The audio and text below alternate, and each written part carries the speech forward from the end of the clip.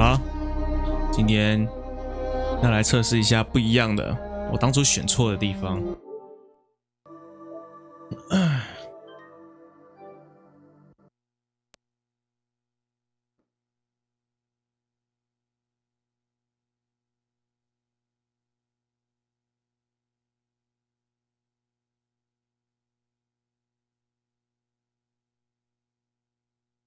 昨天我让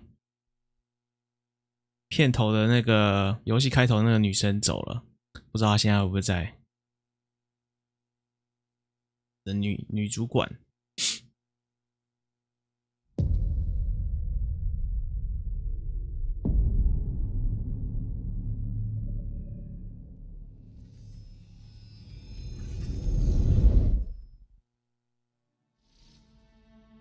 她真的不见了，再也不回来了。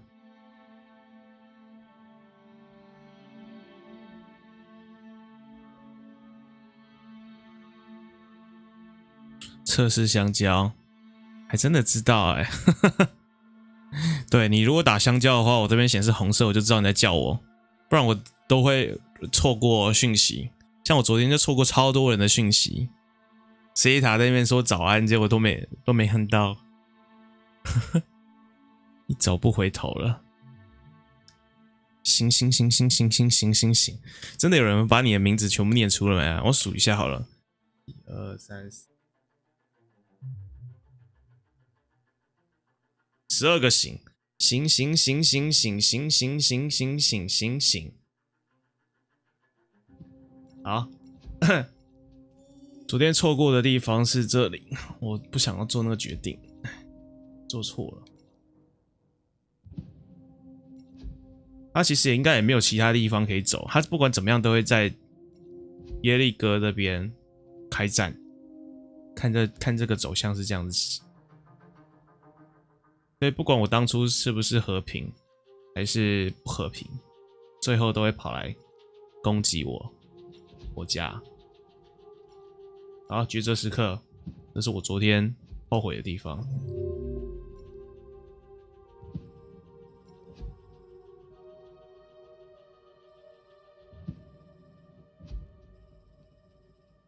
想了个计划，不是这里。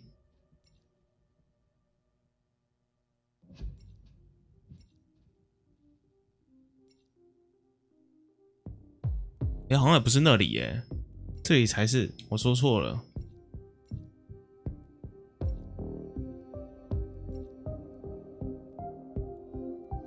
灵魂之夜这里。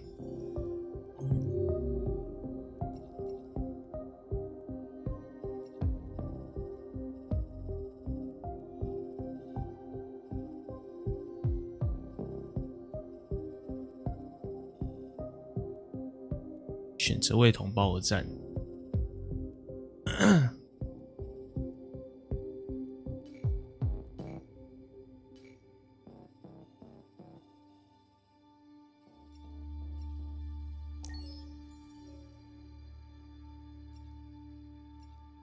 还是说他不会把没有的开起来呢？不太知道啊。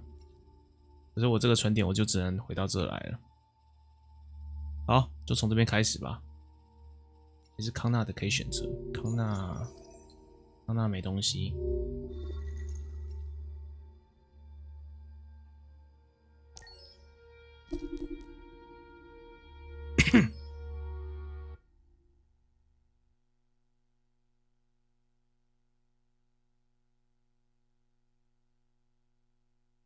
来吧。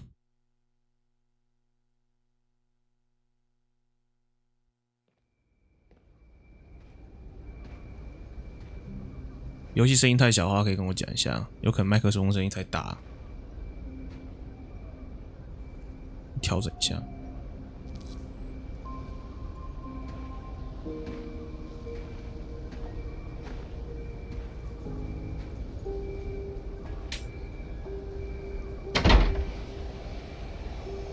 Alarm deactivated. Welcome home, Marcus.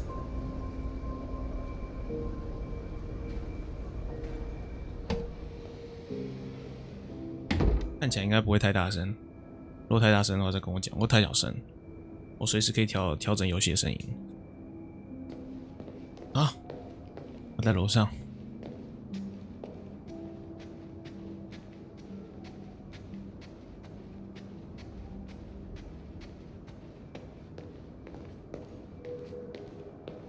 Who are you? How did you get in? I need to see Carl. Carl isn't seeing anyone. You need to leave.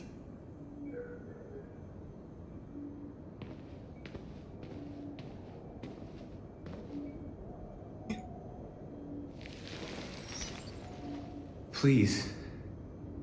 I need to see him. He's very weak. I'm not sure he'll be able to talk to you.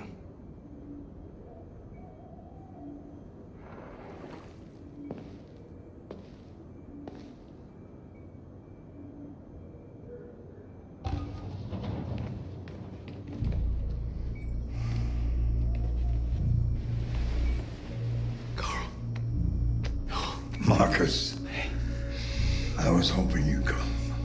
I missed you so much, Carl. You don't know how much I've missed you. What's wrong, Marcus?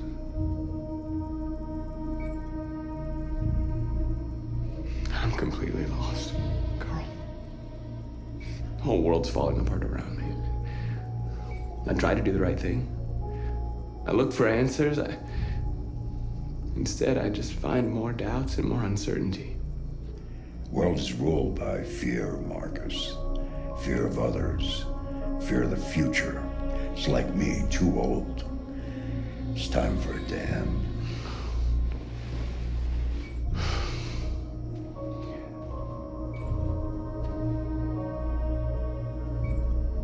Well, what should I do? Carl, they're killing my people. I don't want to answer violence with violence, but tell me, what choice do they give? Being alive is making choices between love and hate, between holding out your hand or closing it as a fist. I don't have any easy answers, Marcus. You have to accept the world as it is, or fight to change it.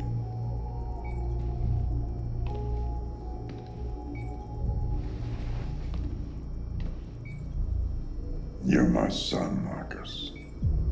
Our blood isn't the same color, but I know part of me is in you.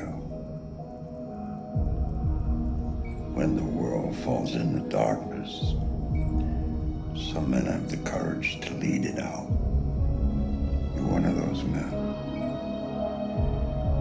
Face the abyss, but don't let it consume you.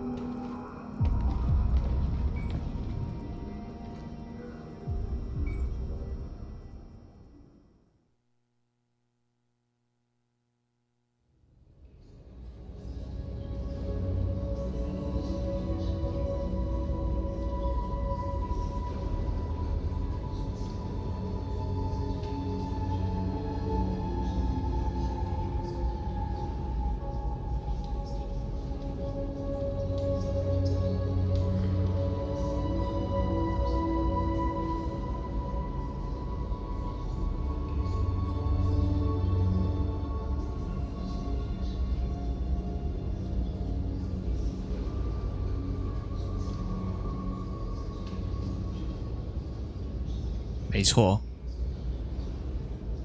我希望女朋友不要死，我的情人，我也希望和平。我当初是选错了，我没有要攻击，因为其实，我已经让那个谁去，让那个叫谁啊？他叫谁？我突然忘记他名字了。哦，康纳，我让康纳去骇客那个地下室了，所以我不需要再去攻击。我是这样想，那时候，一方面是和平，一方面是想办法用骇客的方式把所有的根底全部侵略占领。那时候我的想法是这样子的。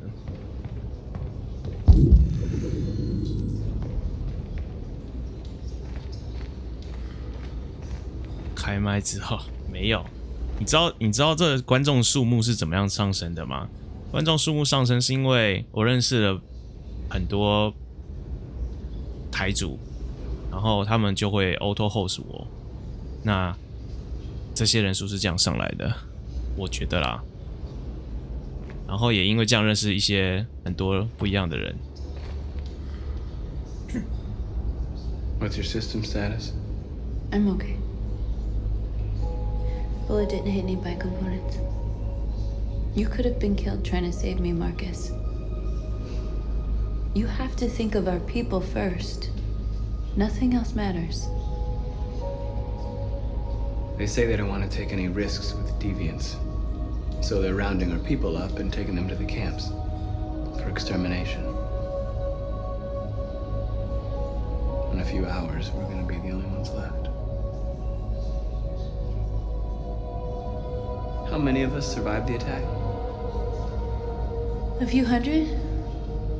Maybe more if you count those hiding all over the city. If you hadn't triggered the bomb, we'd all be dead. In a few hours, it'll all be over. We'll have changed the world, or the world will have destroyed us. You have to make a choice, Marcus. But whatever you choose, we will follow you. I love you, Marcus.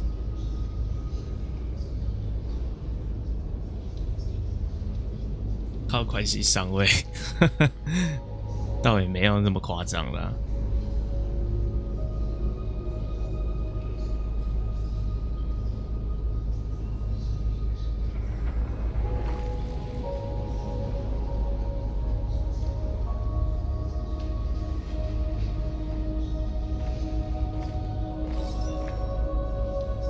我觉得开实况就好像在找跟自己合得来的人吧，而不是为了要观众数而观众。哈哈。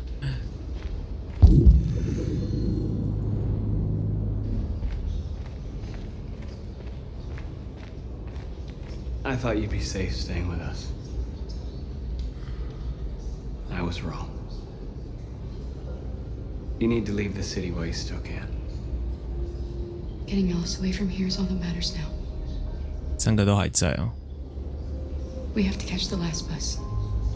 We might still have a chance to cross the border.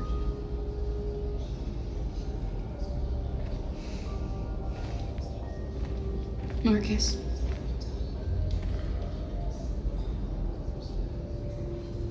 Save our people.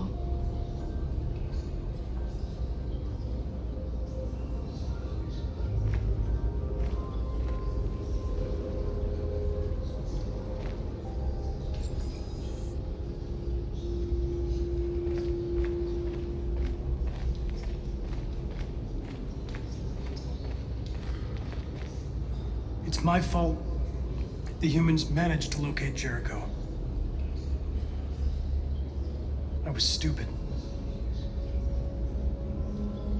I should have guessed they were using me.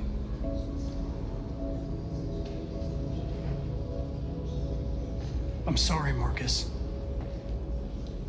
I can understand if you decide not to trust me. You're one of us now. Your place is with your people.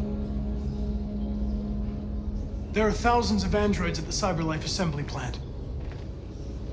If we could wake them up, they might join us and shift the balance of power. You want to infiltrate the CyberLife tower? Connor, that's suicide. They trust me. They'll let me in. If anyone has a chance of infiltrating CyberLife, it's me. If you go there, they will kill you. There's a high probability.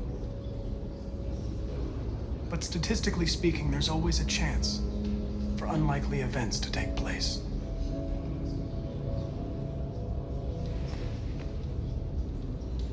Be careful. 我不知道什么是一代，这个游戏还有一代吗？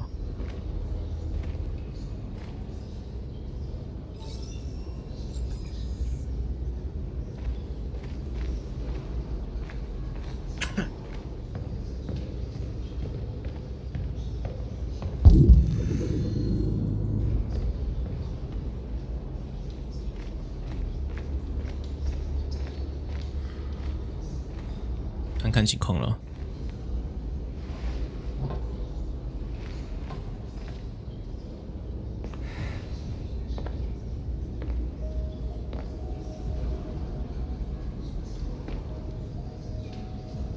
Our people are counting on you, Marcus. You're the only one who can lead us. Wherever you need to go, we'll follow you. "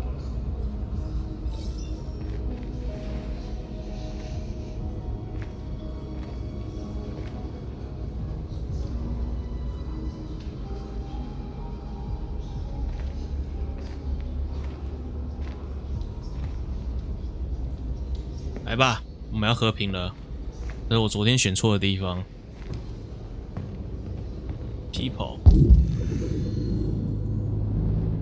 我走，这样子吧。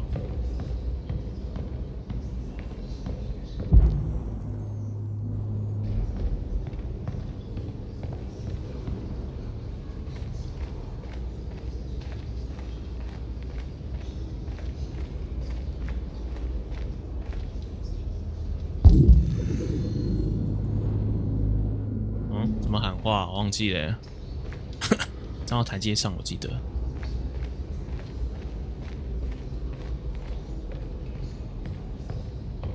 可是为什么没有出发呢？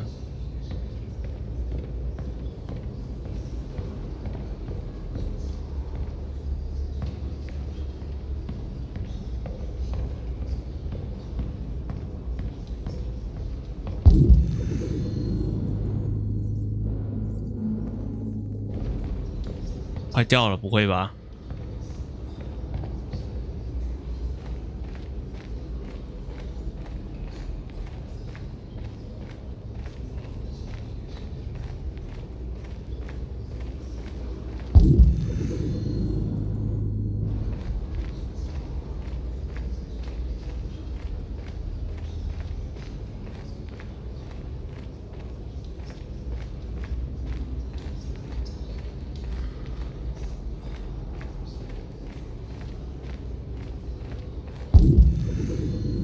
快哦，坏掉了，我没有办法把它画了。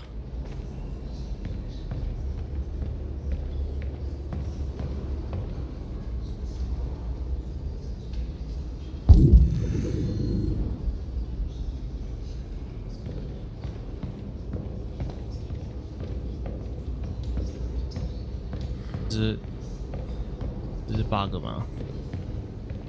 Oh my god！ 我要回来了，我要重新玩了哦。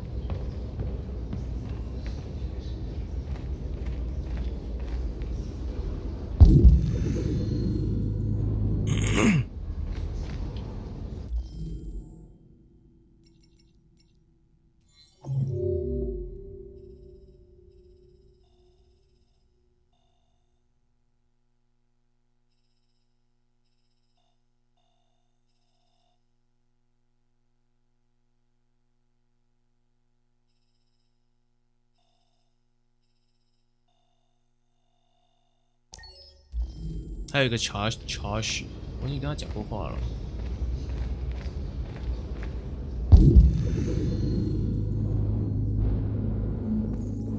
对啊，真的坏了。哎，没有，看到，找到了，在那里。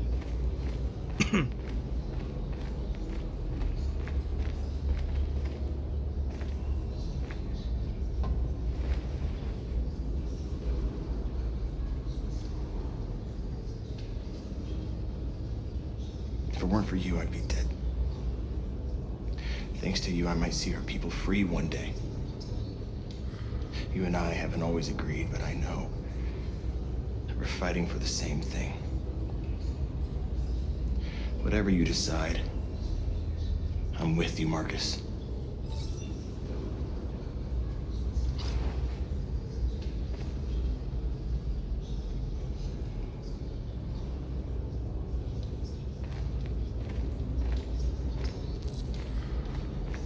来吧，我们要和平了。 Humans have decided to exterminate us. Our people are packed in camps right now, being destroyed. Time has come to make a choice. One that very well may determine the future of our people.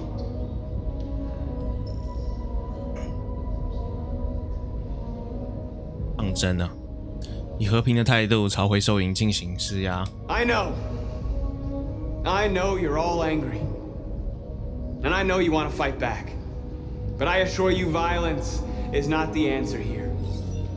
We are going to tell them peacefully that we want justice. And if there's any humanity in them, they will listen. And if not, others will take our place and continue this fight. Are you ready to follow me?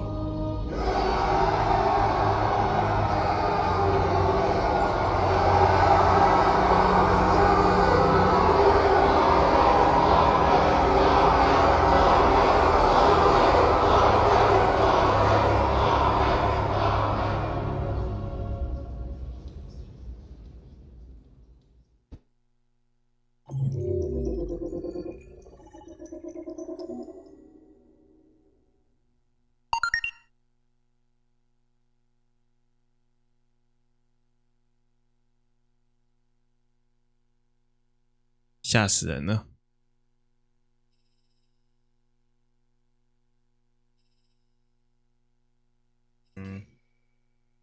大部分人是用抗议的方式。李雪龙。 At 6 a.m. this morning, a national curfew was declared. Civilian movement will be strictly controlled. The right to assembly is suspended. All electronic communications are restricted, and I have granted enhanced powers to our security agencies. In addition to these measures, all androids must be handed over to the authorities immediately. Temporary camps are being set up in all our major cities to contain and destroy them. I am now asking all civilians to cooperate with the authorities and rest assured that everything in our power is being done to guarantee the security. 昨天这边我有失败啊，问出问题， Madam President, 它可以移动。 please, over here, please. Many believe that androids are a new form of intelligent life. Do you have any comment? That's ridiculous. Next question, please. Please. 我要问那种比较机车的。 Madam President, public opinion seems to have become increasingly favorable to the deviants, particularly since they've adopted a peaceful approach. How do you feel about this? Public opinion is one thing, the security of the state is another. These deviants are dangerous, and my highest priority is to protect the American people. Madam President! Please. Some say these camps awaken painful memories from human history. How do you respond to that? That's absurd. There's absolutely no connection. Androids are not living beings. All we are doing is destroying defective machines. Madam President! Please! 最后一个了，这应该是最后一个了。 Please? What can you tell us about the assault that happened last night? The FBI raided an abandoned freighter in Detroit at 10:45 p.m. yesterday. Several thousand androids were destroyed or captured. Our forces are now combing the streets to ensure that none got through the net. We are going to find them one by one and destroy them. Please! 还有还可以用魔具。 Madam President! Is it true that a large number of deviants are still on the loose? We don't have the full reports at this time, but if so, I can assure you they will soon be apprehended and destroyed. Thank you. That will be all.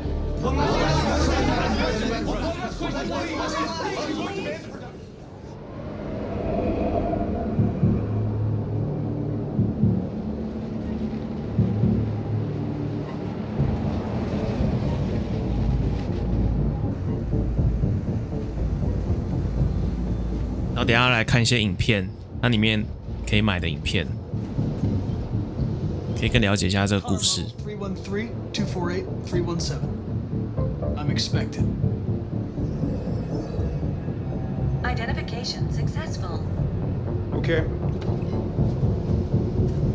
Go ahead.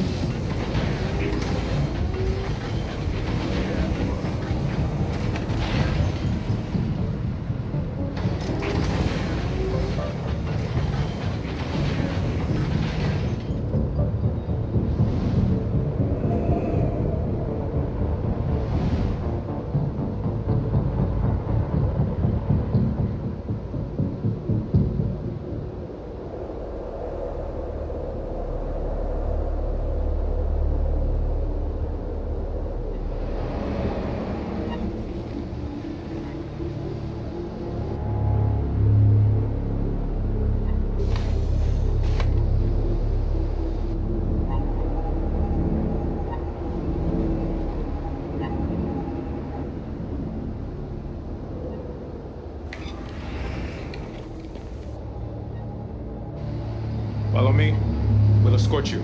Thanks, but I know where to go. Maybe. But I have my orders. 这边估计还是要把警卫杀掉吧，别无选择了。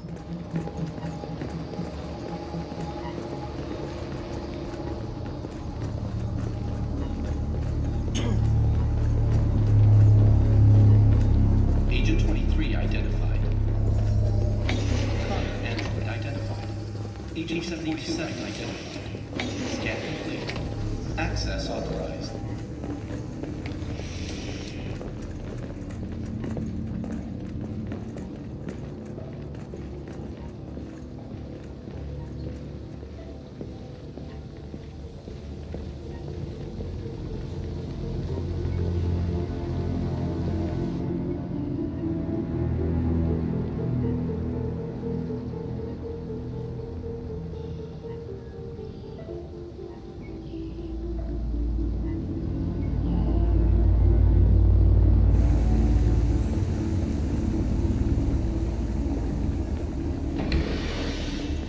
准备了，开打。Agent 54, level 31. Voice recognition validated. Access authorized.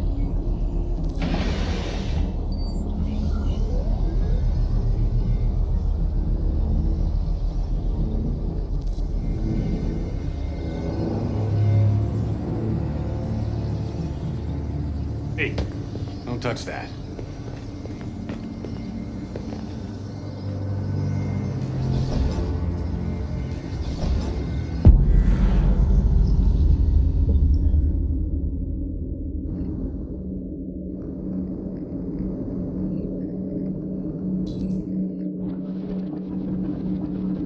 所以昨天我是运气不错，先从左边的开始。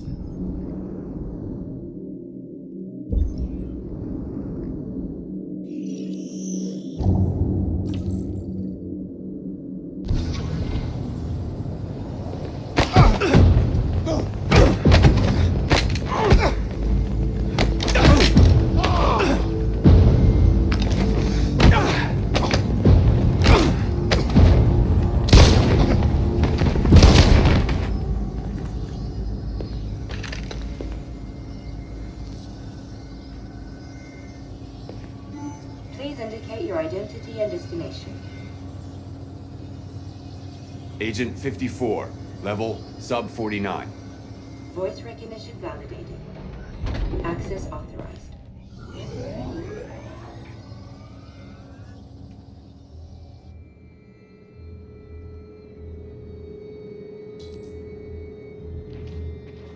The last bus leaves in 20 minutes. That doesn't give us much time. We've got to move fast.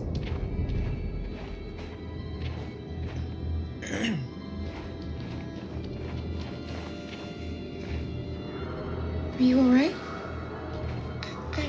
I'm really cold.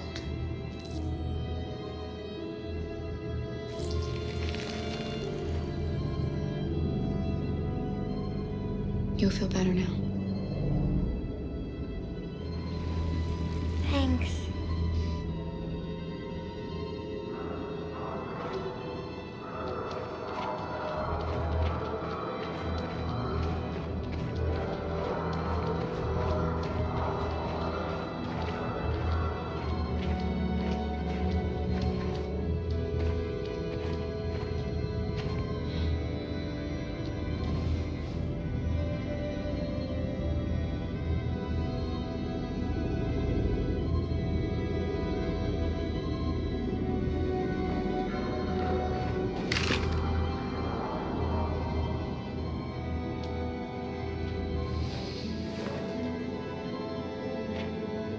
Come on.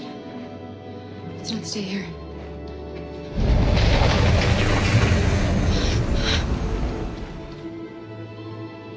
No, please don't hurt me. Shut up on your knees! What are we gonna do? We have to keep going if we want to catch that bus.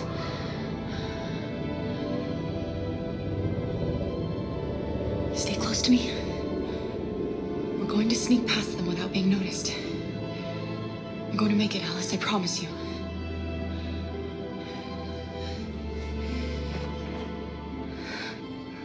Don't kill me. I didn't do anything. Shut up, I said! Are there many more? Look at them, they're like rats. The more you look, the more you find. We don't have to spend the night here. There are soldiers everywhere. We need to be careful. Come on, get moving. Hurry up, get in.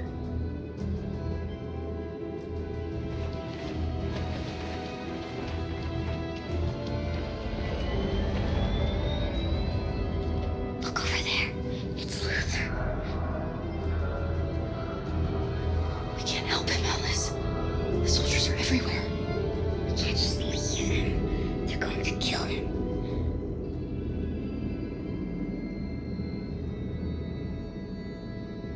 Okay, let's go.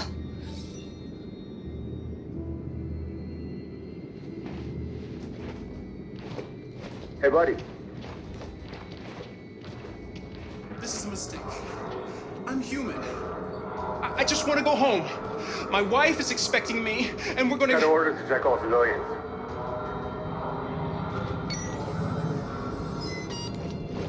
No! No!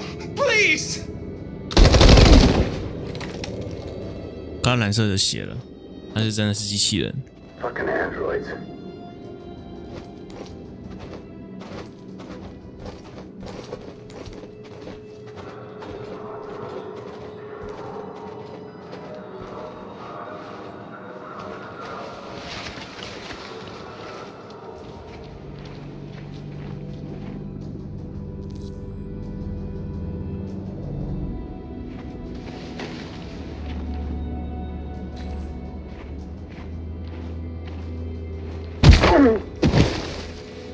Carol! You shouldn't have risked your life to save me. Where's Alice? She's hiding nearby. Kara, you saved us. We don't know how to thank you. Go before they see you. Alice! Luther! I thought you were dead. I was afraid I'd never see you again. I wanted to meet you at the terminal, but they caught me along the way. Come on. We're close, but we don't have much time.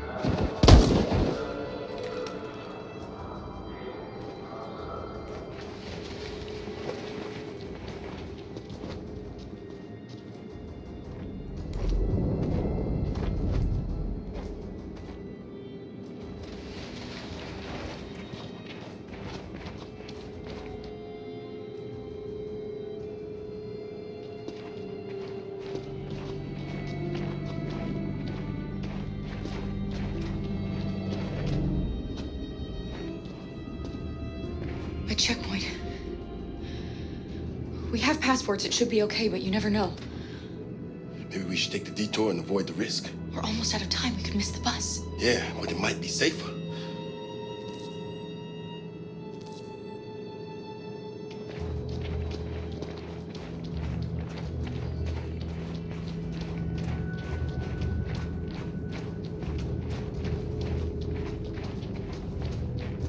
I don't like humans who carry guns.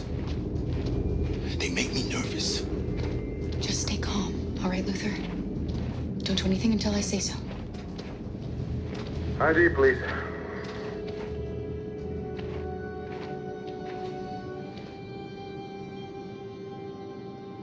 You do realize there's a curfew?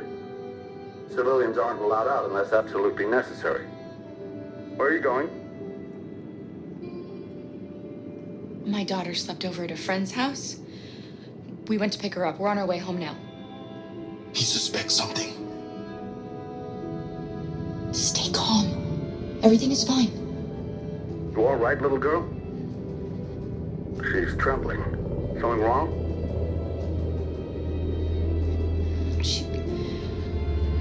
She's cold. We really have to get her home fast. Sorry, miss, but we gotta be careful. There are deviants around and our guys are nervous. You should hurry on home. Thanks.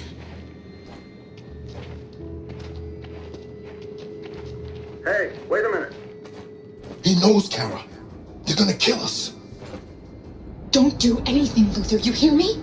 They're gonna shoot. They're gonna kill Alice.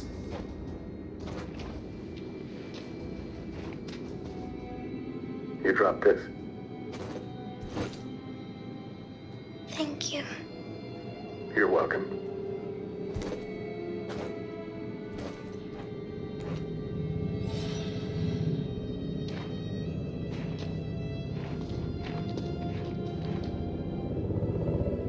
We're coming to you live from Detroit, where thousands of androids are marching through the city at this very moment. The leader of the Deviants, the one they call Marcus, is at the head of the march.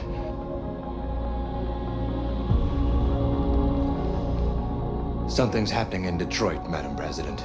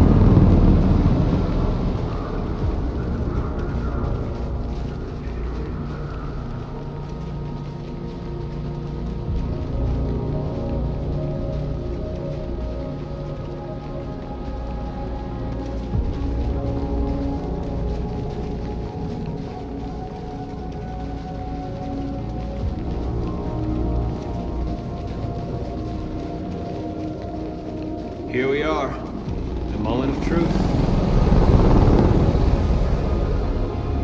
Surrender immediately, or we will open fire.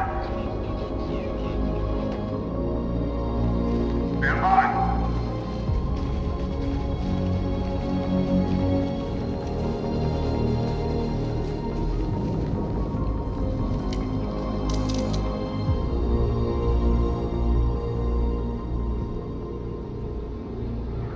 We don't want confrontation.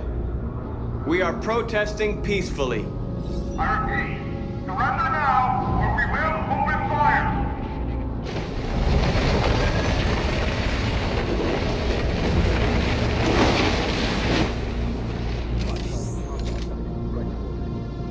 There's no turning back now.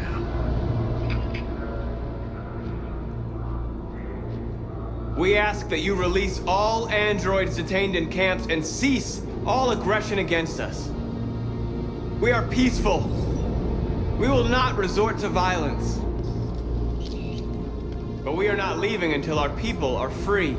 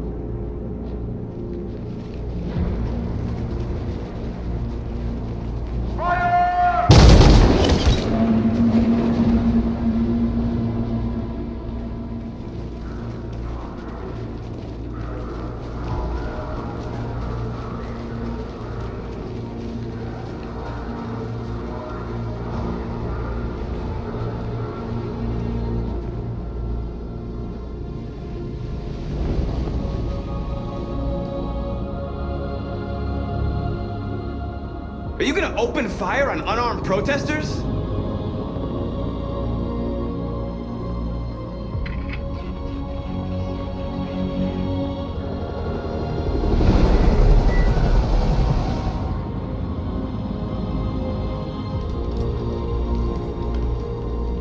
All teams, hold your fire. Yes, Michael, we are less than 100 meters away and events are unfolding as we speak. We will continue to bring you live updates. Josh Douglas, Channel 16. Michael, back to you. Marcus, what do we do now? We hold out. As long as we can.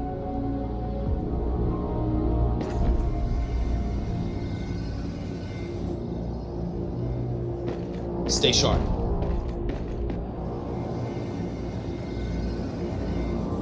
Shit.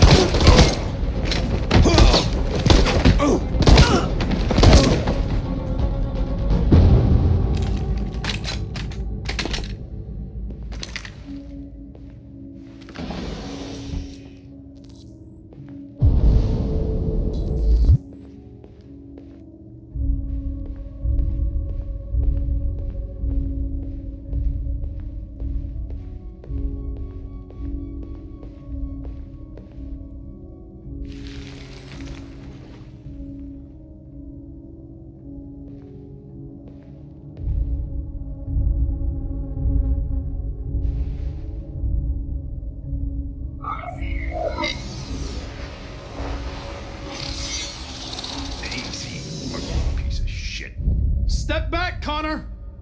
And I'll spare him. Sorry, Connor. This bastard's your spitting image.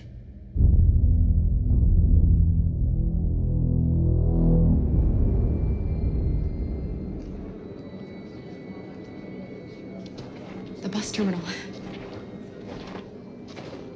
We've arrived, Alice. We made it.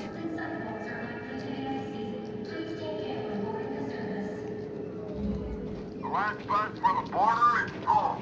Ticket holding passengers only. All departures are suspended until further notice. We don't have tickets. They won't let us on. We're stuck here now. What are we going to do?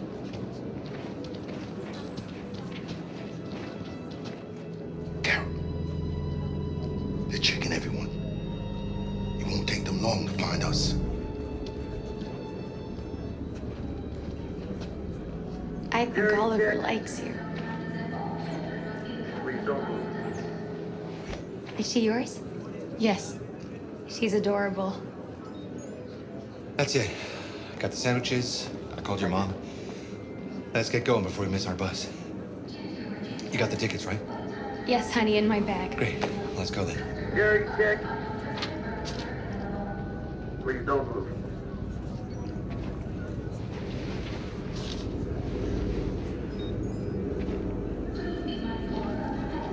Thank you.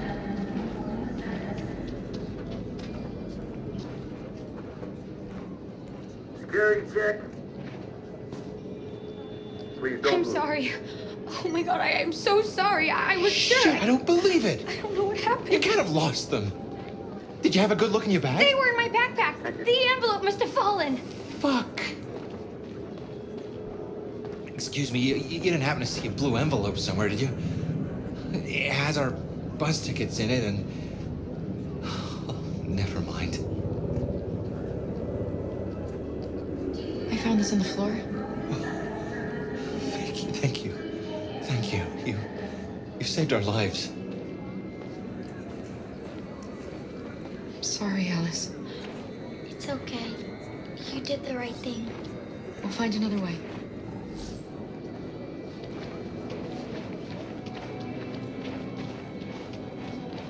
Please don't move.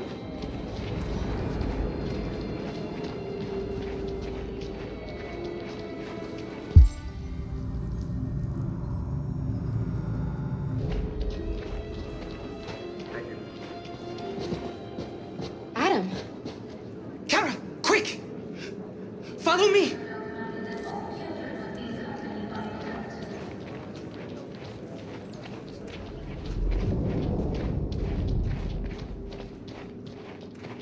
有差，不管怎么样我都不会干走人家的车票。 Oh my God. We saw the Jericho raid on TV. I was terrified you might have been killed because of me. How did you find us? I knew if you made it, I'd find you here. They're searching for androids door to door. We had to leave before someone turned us in. What about the others?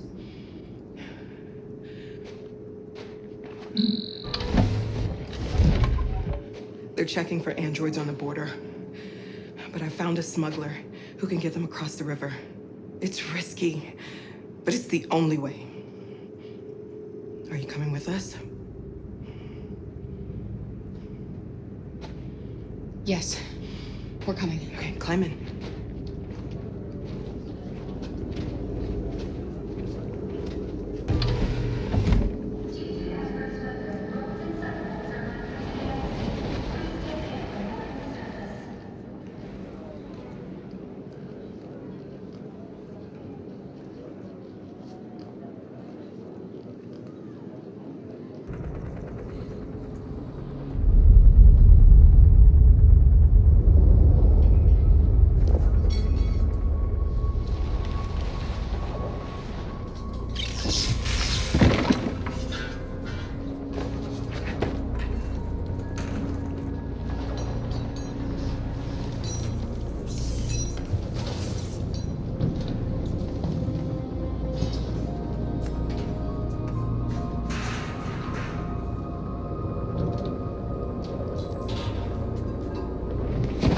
We've got to finish the barricade. Come on, help me.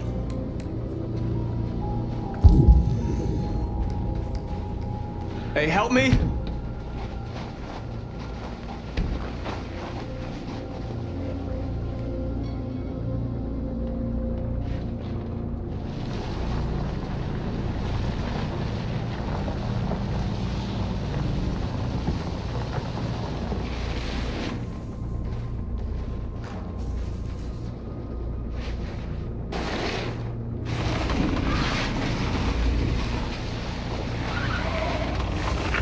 Right, that should do it.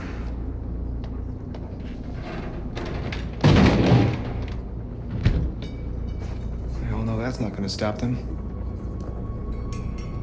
Just hope it buys us some time. I know it was not an easy decision to make, but I'm sure we're doing the right thing.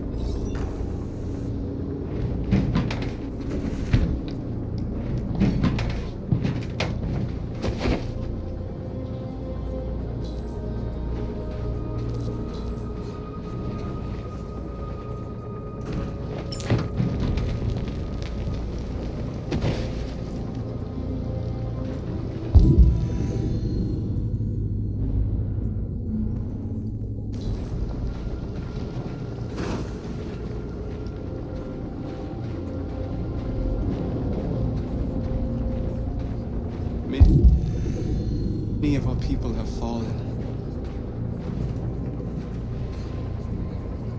The humans have no pity for those who are different.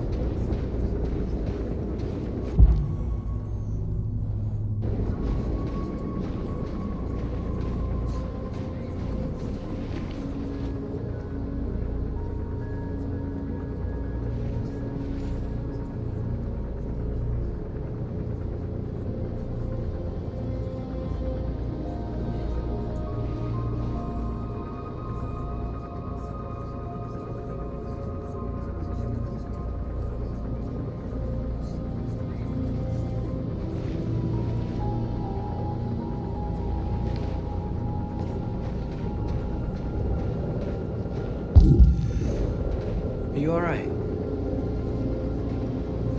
They shot into the crowd. Many of us were killed. It could have been me. I'm scared. I don't want to shut down.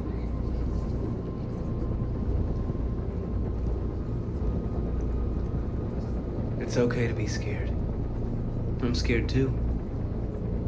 But I can't stand by while they kill our people. You understand that, right? Maybe we should have never asked for freedom. None of this would have happened if we'd stayed silent.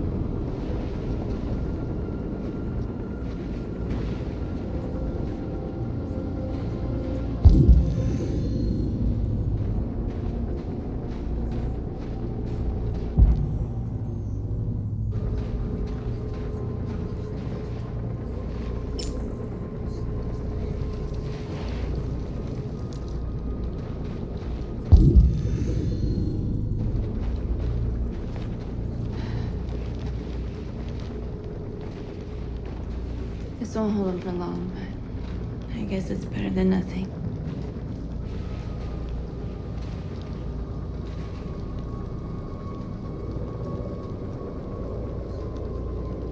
They're getting into position. If they attack, no one will survive.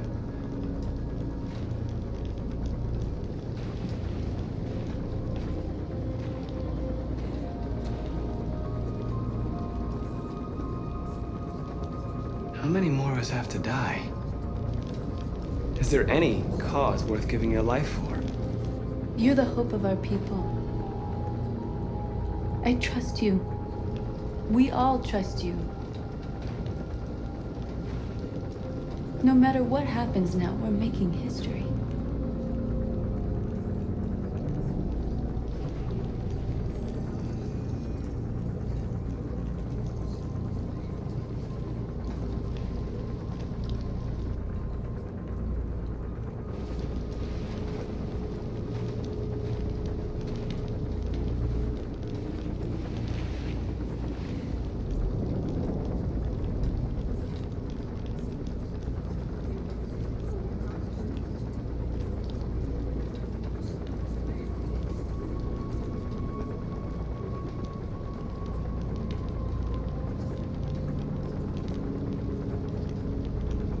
胆小，逼迫我按哦，可以不要按吗？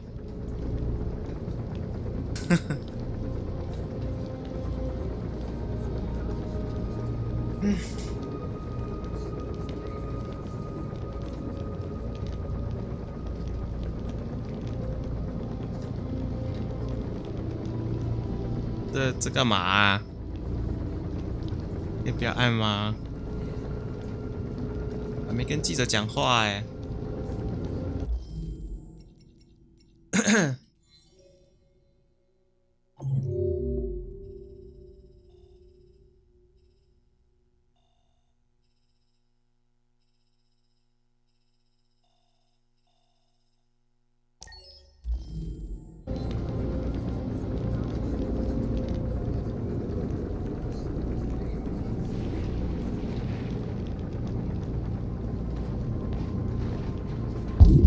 吓死人了！我以为他要强迫我按。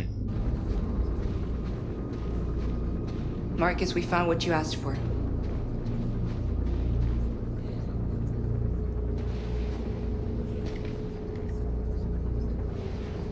There's some journalists over there. We have to make sure they know what's going on.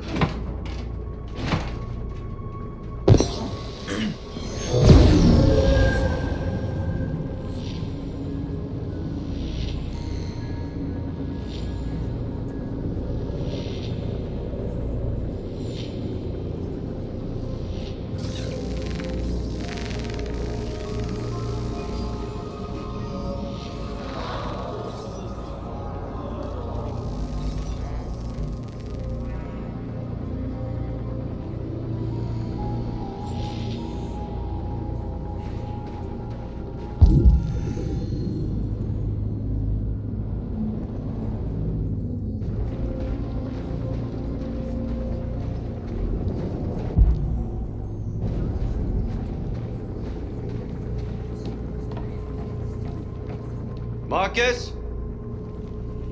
Come to talk to you, Marcus. Come on. You have my word. We won't try anything. Don't go. It's a trap. They want to get you out in the open. Don't go, Marcus. I'm unarmed, Marcus. I just want to talk. I need to hear what he has to say. What if they kill you? And that's a chance I'll have to take.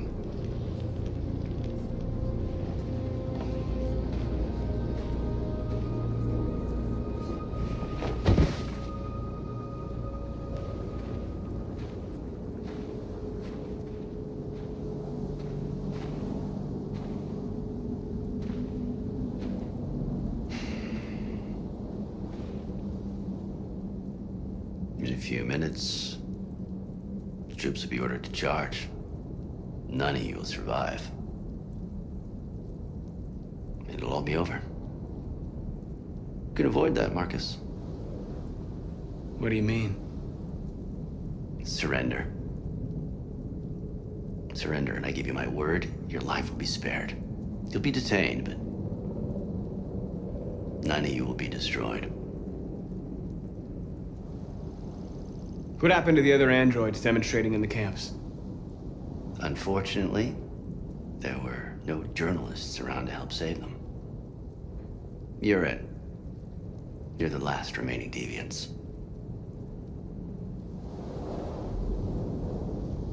I'm not afraid to die. If I have to give my life for what I believe in, then I won't have lived in vain. That android. You seem to really care about her. You don't want her to die, do you? You know, you could both be free. You could forget about all this. You could start a new life someplace else, just the two of you. Her life's in your hands, Marcus. Just say the word and she'll be spared.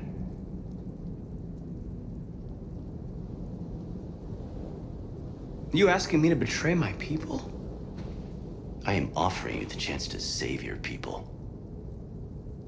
You're not walking out of here, Marcus. The only thing you can save now are the lives of those around you.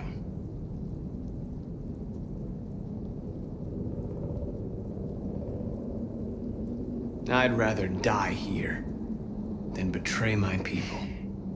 Well, you just signed your own death warrant.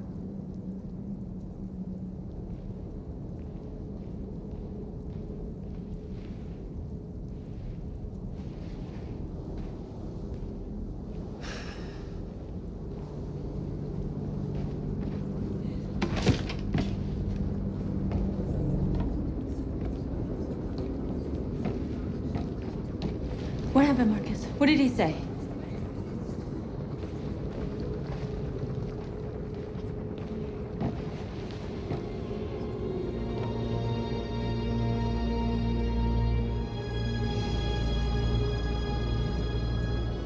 The humans are about to launch an attack.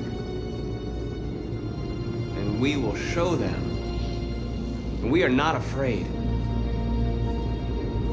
If we must die today, then we will die free.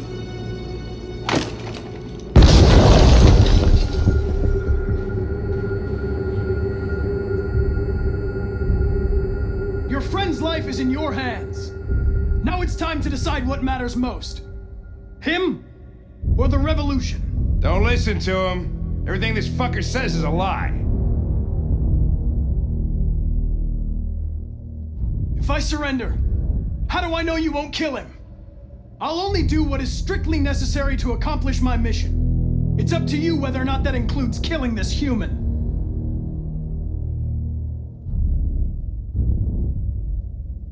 I used to be just like you. I thought nothing mattered except the mission. But then one day I understood. Very moving, Connor. But I'm not a deviant. I'm a machine designed to accomplish a task, and that's exactly what I am going to do. Enough talk! It's time to decide who you really are. Are you going to save your partner's life? Or are you going to sacrifice him? All right. You win.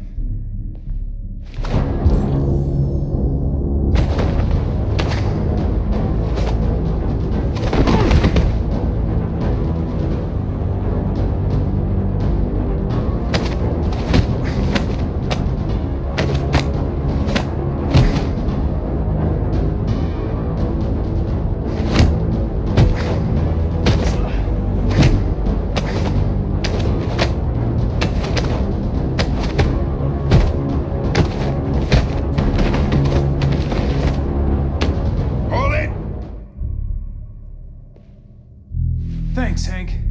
I don't know how I would have managed without you. Get rid of him. We have no time to lose. It's me, Hank. I'm the real Connor. One of you is my partner. The other is a sack of shit. Question is, who's who? What are you doing, Hank? I'm the real Connor. Give me the gun and I'll take care of it. Move! Why don't you ask us something? Something only the real Connor would know. Where did we first meet? Jimmy's bar. I checked 4 other bars before I found you. We went to the scene of a homicide. The victim's name was Carlos Ortiz. He uploaded my memory. What's my dog's name? Sumo. His name is Sumo. I knew that too.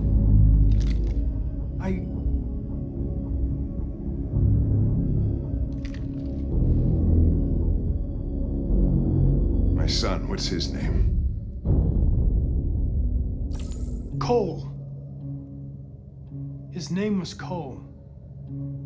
And he just turned 6 at the time of the accident. It wasn't your fault, Lieutenant. A truck skidded on a sheet of ice and your car rolled over. Cole needed emergency surgery, but no human was available to do it. So an android had to take care of him. Cole didn't make it. That's why you hate androids. You think one of us is responsible for your son's death. Cole died because a human surgeon was too high on red ice to operate. He was the one that took my son from me. Him in this world where the only way people can find comfort is with a fistful of powder. I knew about your son too. I would have said exactly the same thing. Don't listen to him, Hank. I'm the one who...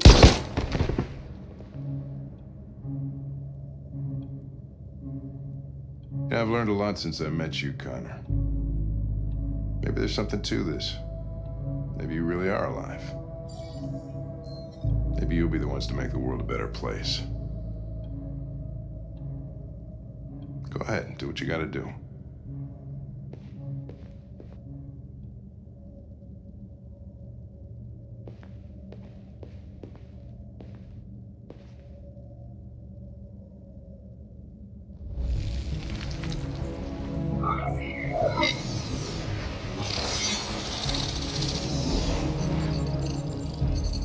Wake up!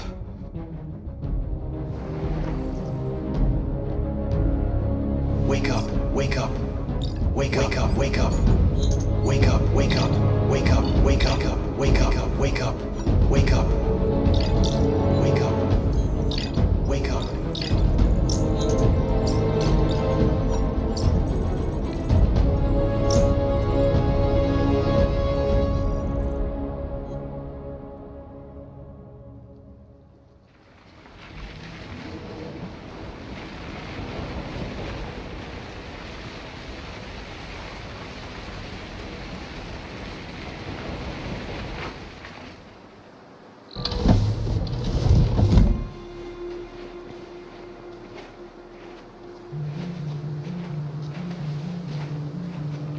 希望这次 loser 不要死啊！ About time. I'm sorry we got held up. Did anybody see you? No. I don't think so. You got the money? Yes. Here it is. They got border patrol on the banks and the river. Don't start your engine until you're out far enough. Okay? And watch the current. Good luck. I couldn't understand why my mother wanted to help you guys. Seeing what Marcus is doing made me realize she was right. You're alive. You deserve to be free. I just hope people will realize that one day.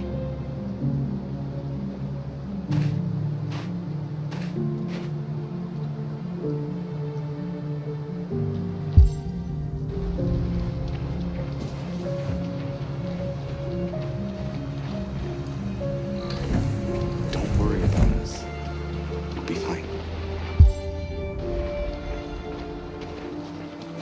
It's not even a half mile to the other side. Okay, so it shouldn't take that long. Be careful, there's border patrol on the river. Thank you so much, Rose. I only wish I could take you myself. I don't like leaving you out here. Goodbye, Alice. You take good care of yourselves. Okay, I'll see you on the other side.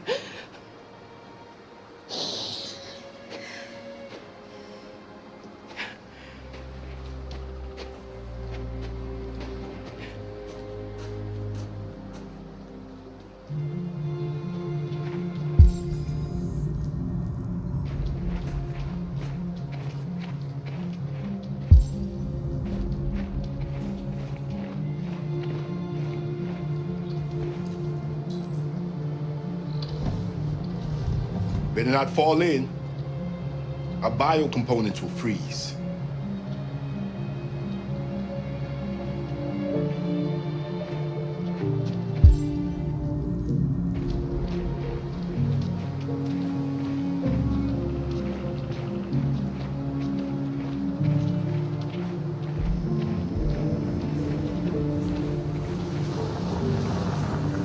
Let me help you.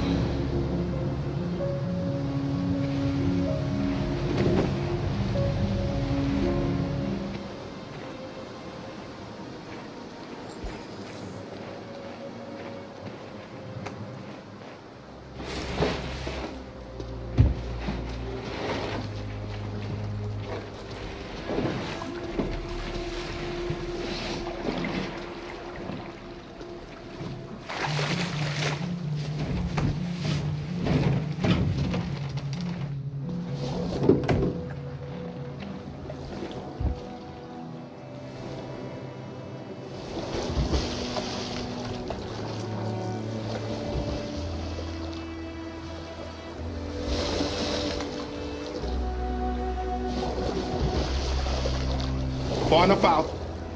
Let's get that engine going. I'll get it.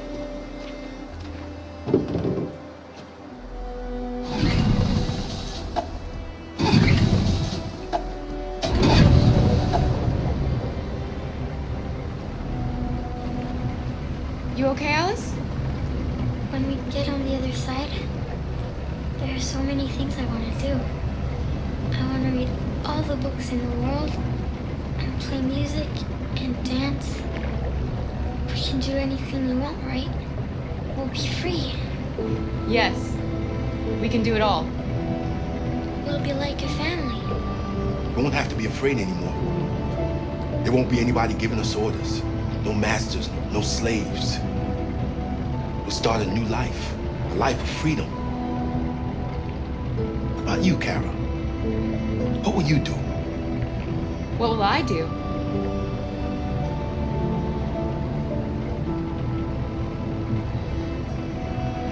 I want to discover the world.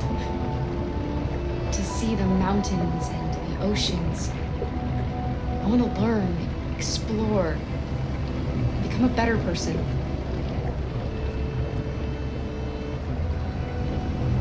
They're coming towards us!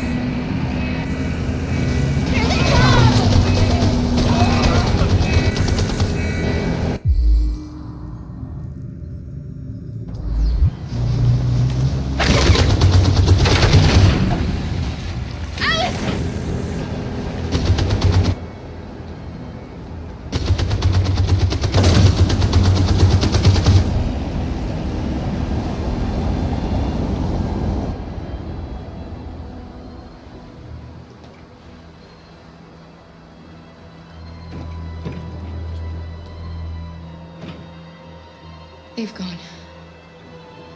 You alright? Kara.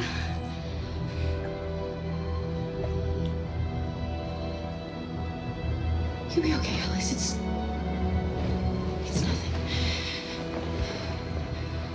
We'll get you taken care of as soon as we're across. You'll be fine. They killed him. They killed Luther.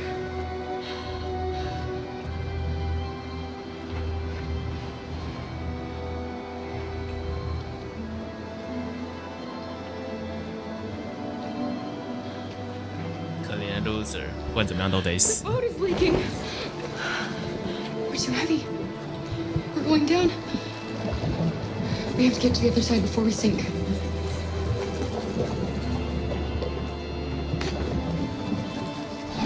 Come on. Come on.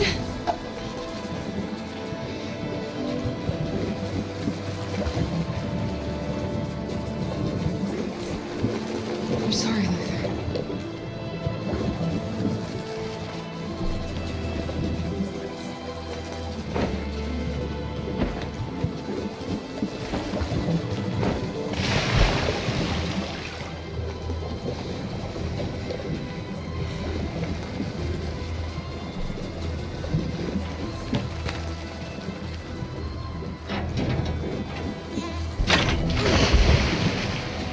We're not gonna die, Alice. We're gonna make it. We're gonna be free.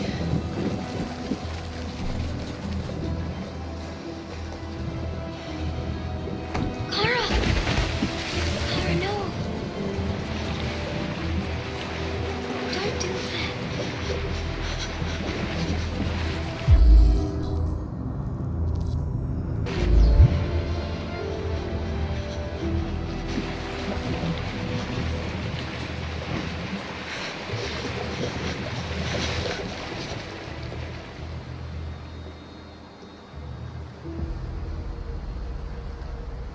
We're interrupting this news bulletin to bring you the latest news live from Detroit.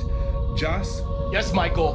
The army has just launched an attack on the barricade, despite the fact that the Deviants were protesting peacefully. Have apparently decided to put an end to the Deviants demonstration by force this time.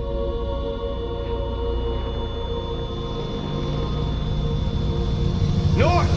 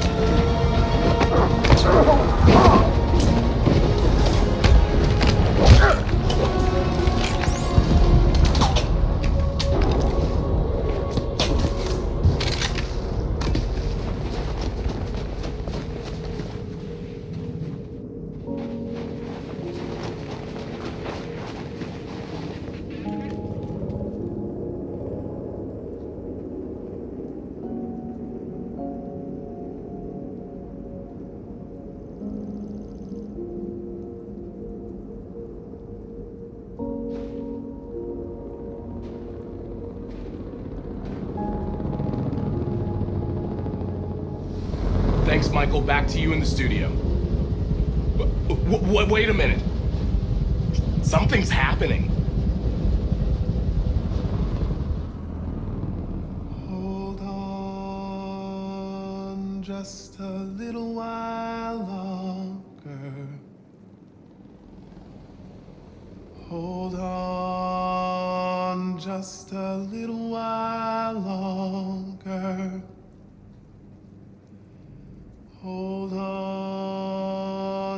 just a little while longer. Everything will be alright. Everything will be alright. Fight on just a little while longer. Fight on just a little while longer. Pray on just a little while longer. Incredible. The Deviants. The Deviants are singing. Everything will be alright. Sing on just a little while longer. Sing on just a little while longer. Sing on just a little while longer. Everything will be alright. Everything will be alright.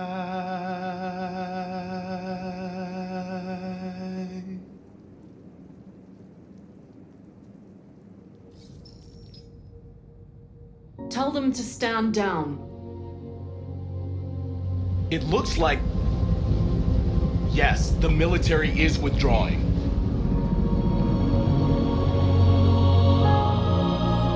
At dawn today, November 11th, 2038, thousands of androids invaded the city of Detroit. According to our sources, they originated from CyberLife warehouses believed to have been infiltrated by deviants. Given their overwhelming numbers and the risk of civilian casualties, I have ordered the army to retreat. The evacuation of the city is underway at this very moment. In the coming hours, I will address the Senate to determine our response to this unprecedented situation. I know that public opinion has been moved by the Deviants' cause. Perhaps the time has come for us to consider the possibility that androids are a new form of intelligent life. One thing is certain. The events in Detroit have changed the world forever. May God bless you, and may God bless the United States of America.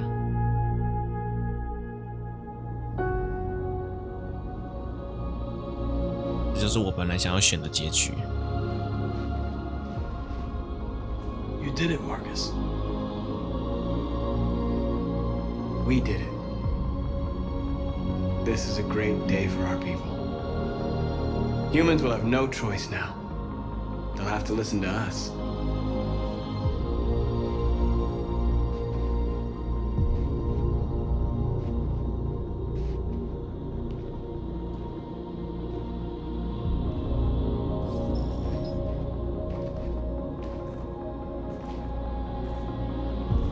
We're free. They want you to speak to them, Marcus.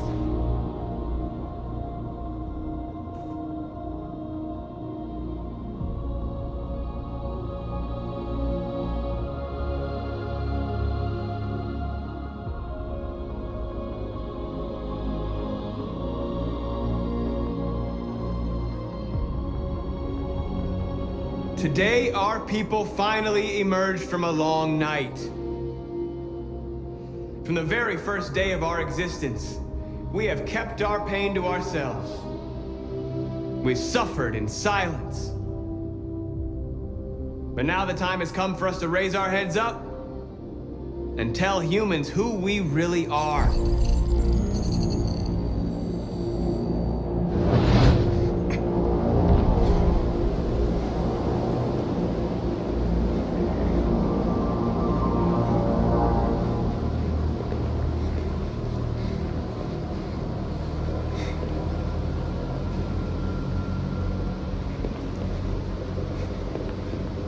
Amanda? Amanda! What's happening? What was planned from the very beginning? You were compromised and you became a deviant. We just had to wait for the right moment to resume control of your program. Resume control? You can't do that! I'm afraid I can, Connor. Don't have any regrets. You did what you were designed to do. You accomplished your mission. Amanda!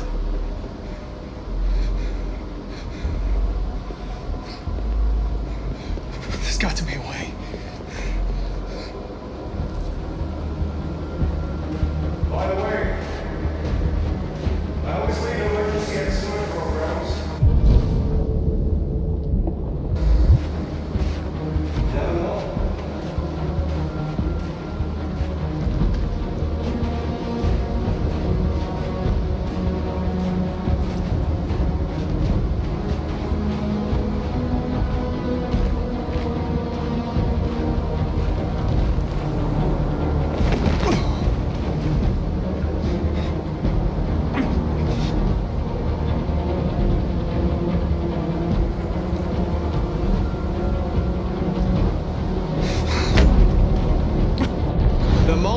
Forget our bitterness and bandage our wounds, where we forgive our enemies.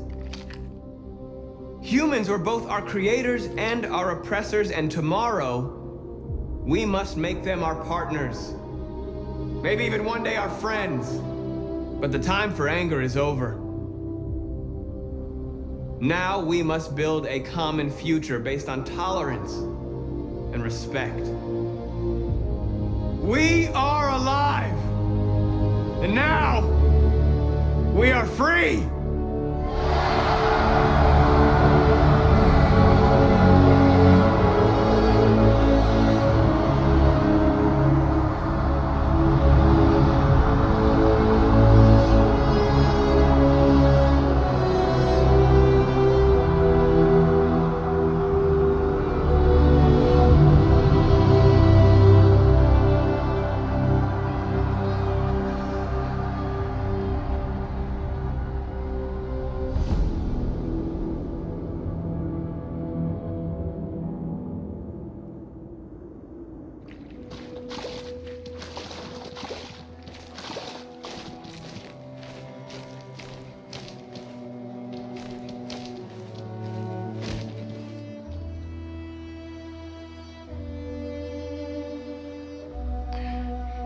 Are we free? Yes. Yes, we made it. We're free. We won't have to hide anymore. We can be a family.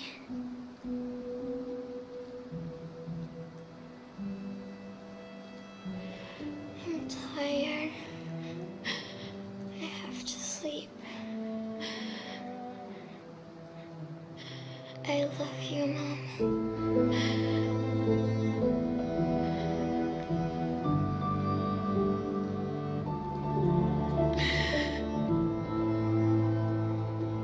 I love you too.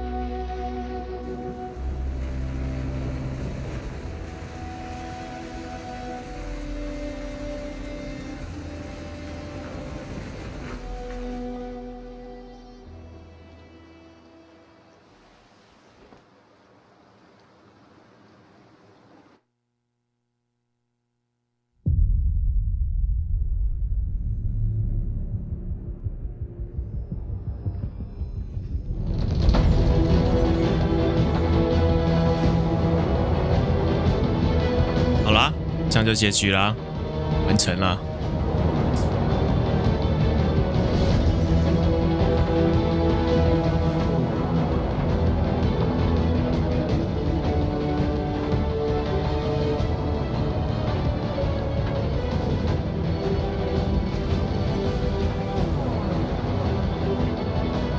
这边我好像没办法跳过，等一下来买一些影片来看。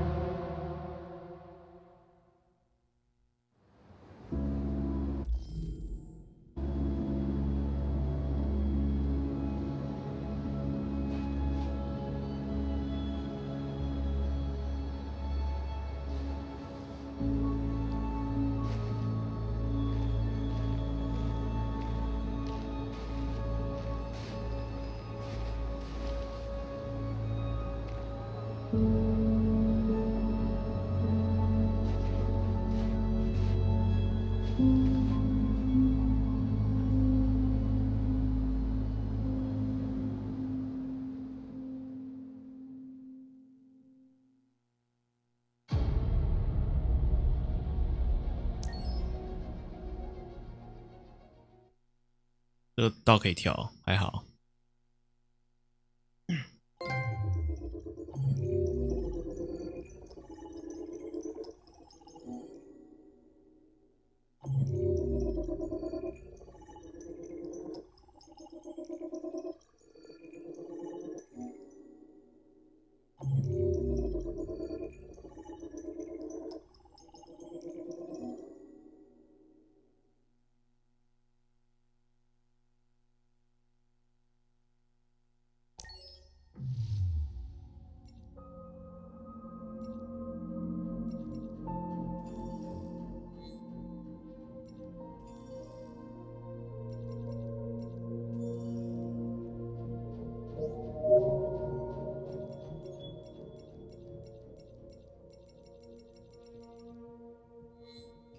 好，来看影片吧。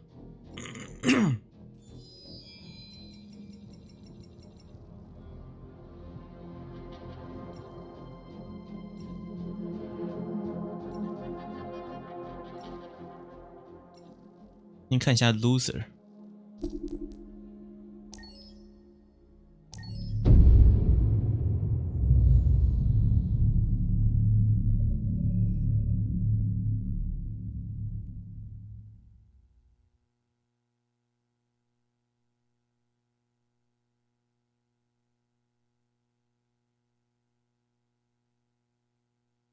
Hold on just a little while longer.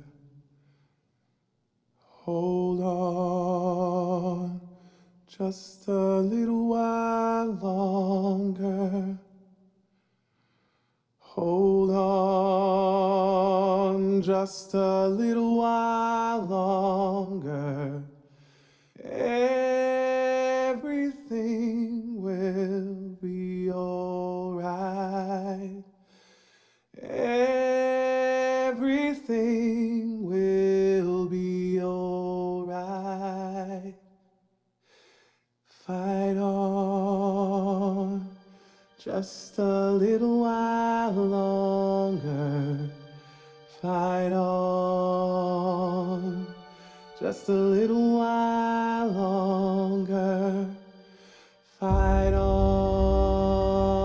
just a little while longer. Everything will be alright. Everything will be alright. We will sing on just a little while longer. Sing on just a little while longer. Sing on just a little while longer. Everything will be alright.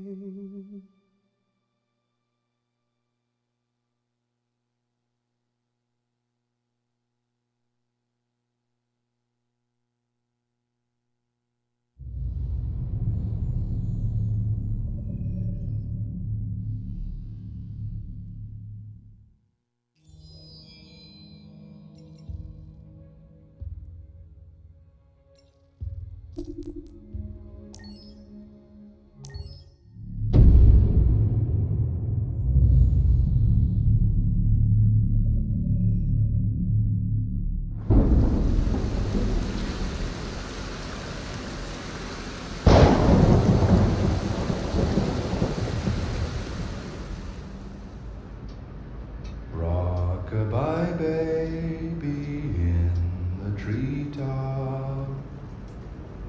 When the wind blows, the cradle will rock. When the bough breaks, the cradle will fall. And down will come baby, cradle and all. Rockabye baby in the treetop. When the wind blows, the cradle will rock. When the bough breaks, the cradle will fall. And down will come baby, cradle and all. Rockabye baby in the treetop. When the wind blows, the cradle will rock. When the bough breaks, the cradle will fall. And down will come baby, cradle and all.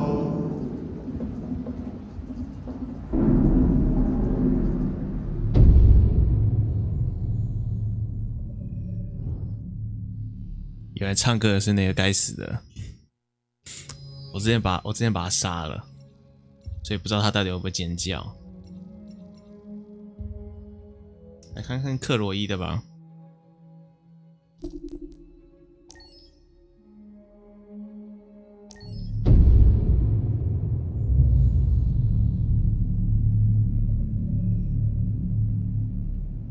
For starters, what should I call you?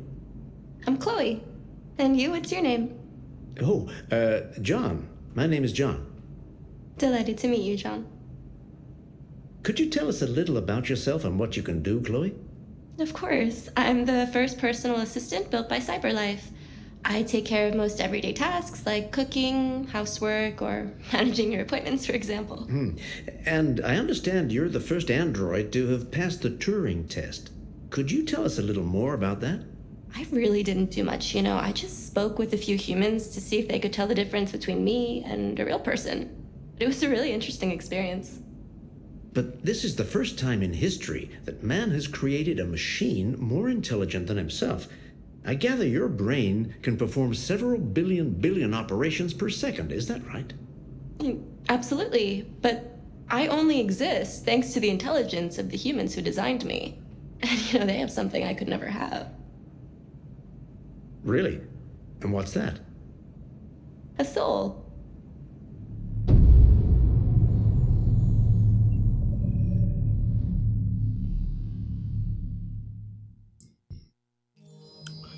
渡河没有死啊，渡河 loser 一定会死，基本上。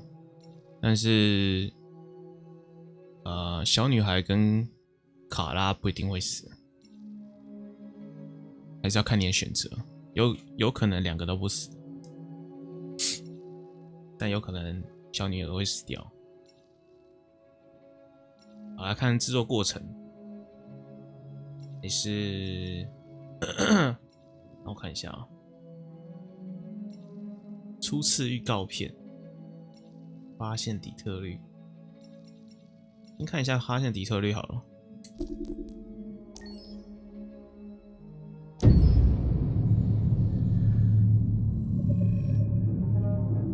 When David and Guillaume got back in touch about making Detroit, I wasn't terribly surprised they decided to make it because the fan response was so intense. So it makes sense that they would choose to do that after the enthusiasm.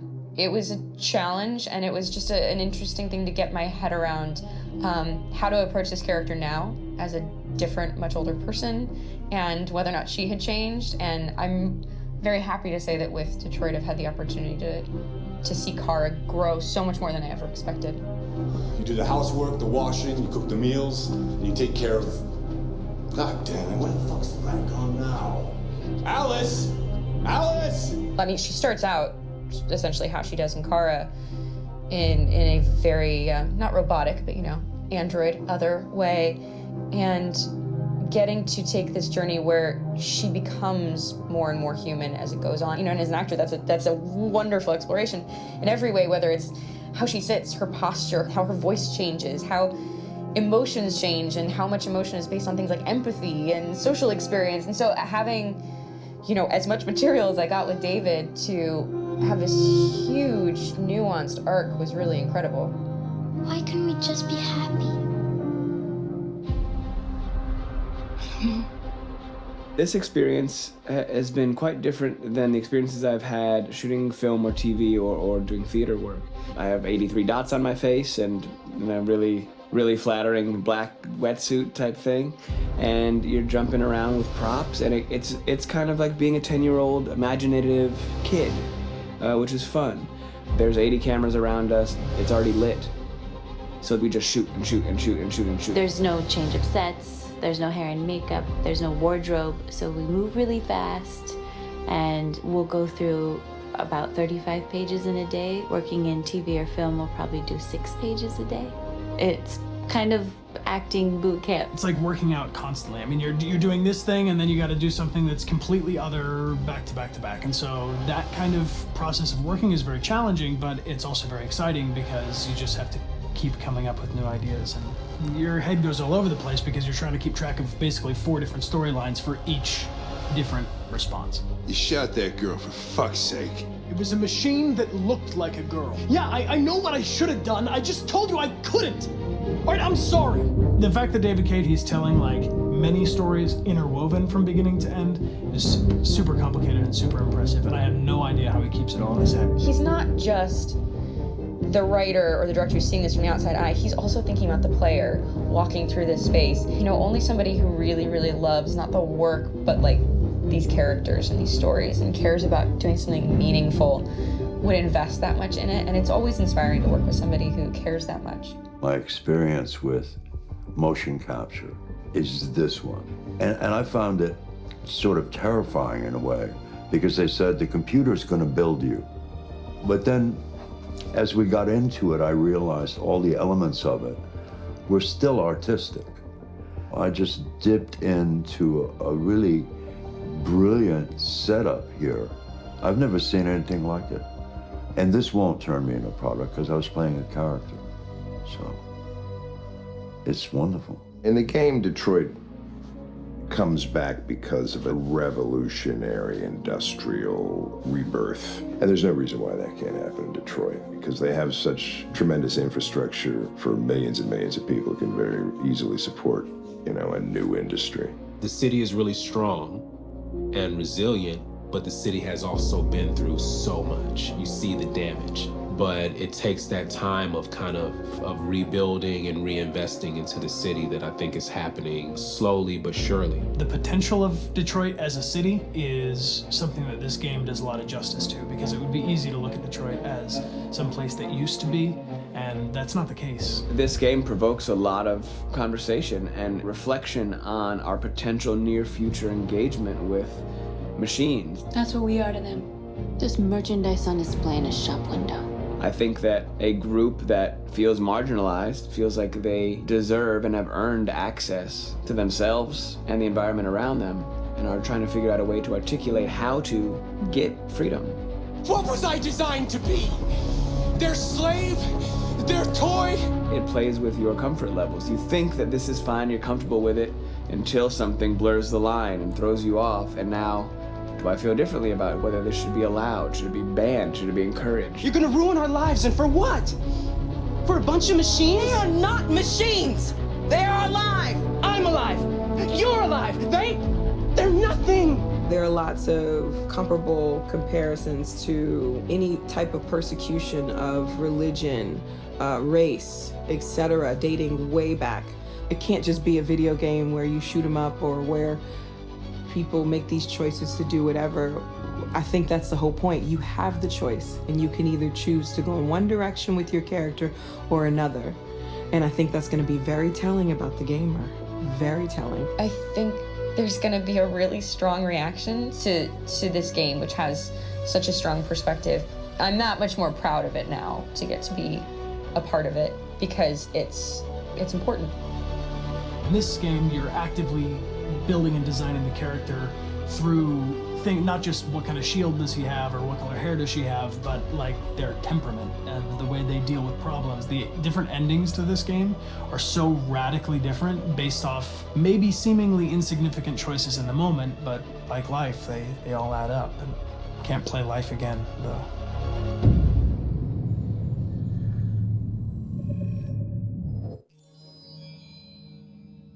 酷哦，马可是超像，跟本人超像的。我们从这样看下去好了。前面这两个先不看了，因为估计很多人应该都看过了。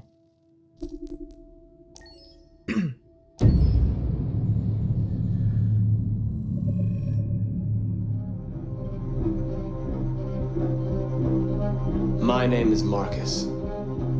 My name is Connor. My name is Kara. I am one of them. This is our story. I think who Kara is, or how I would describe Kara, depends entirely upon who's playing her, because you have the option to make her multiple different people depending on the choices she makes. But I think she does start out incredibly naive, incredibly innocent, and kind of hapless. I'm sure we used to be friends before I was reset. Maybe we can be friends again. She's a person who's characterized, I think, by empathy. She's a person who really, she just comes from her heart. You'll never leave me, right? Promise you'll never go. I promise. Kara, please! Are you okay? Are you hurt? Wait a minute. Leave her alone! Kara, leave her alone! The really beautiful thing that I I've had the gift to be able to do is to essentially build a person from the ground up, because that's what she's doing throughout the game. And with every experience she has and every person she meets, she's building, you know, first emotions and then the sense of judgment. And it's sort of an exploration of what it is to be a human. Don't worry. Luther and I will be right here.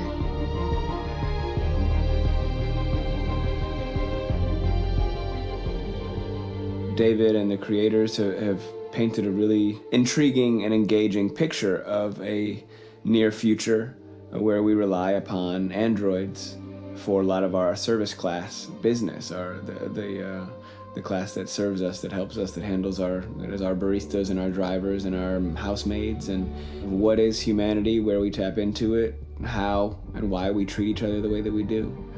And my character Marcus has a really intriguing journey, becoming deviant, realizing that he actually has feelings and human qualities inside of him, and it's a really incredible ascension into becoming fully realized and coming to terms with what you actually deserve better than this in life. And not only do you want it for yourself, but you want it for your peers. We've come here to demonstrate peacefully and to tell humans that we are also living beings. All we want is to live free. You know what? This thing, Dad, is not your son. It's a fucking machine! I think that a group that feels marginalized, feels disenfranchised, feels like they deserve and have earned access to themselves and the environment around them, and are trying to figure out a way to articulate how to get freedom. Connor is analytical. Connor takes things literally. He starts in the beginning place where he's very mechanical. He feels nothing inside, of course, and it's all just a system, a protocol that he is executing to get whatever he wants to happen, which is help humans stop deviants and to find the link between deviant androids. You were designed to serve humans, not kill them. What was I designed to be? Their slave? Their toy? Just say, I killed him. Is it that hard to say? Stop it! Stop! But of course, over the course of the story, and depending on the player's choices, Connor can grow in many different ways. He can deviate from that procedure or not. The moment of truth, Hank. Am I a living being? Or just a machine?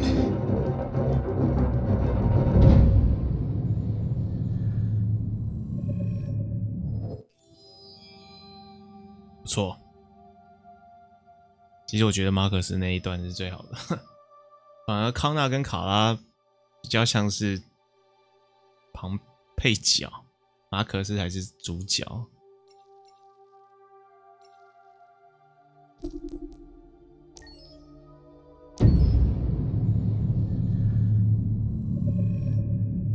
Game after game, we try to challenge ourselves. For Detroit, we wanted to, first of all, to write a story that would be incredibly bending, which means the most non-linear story that we've ever created.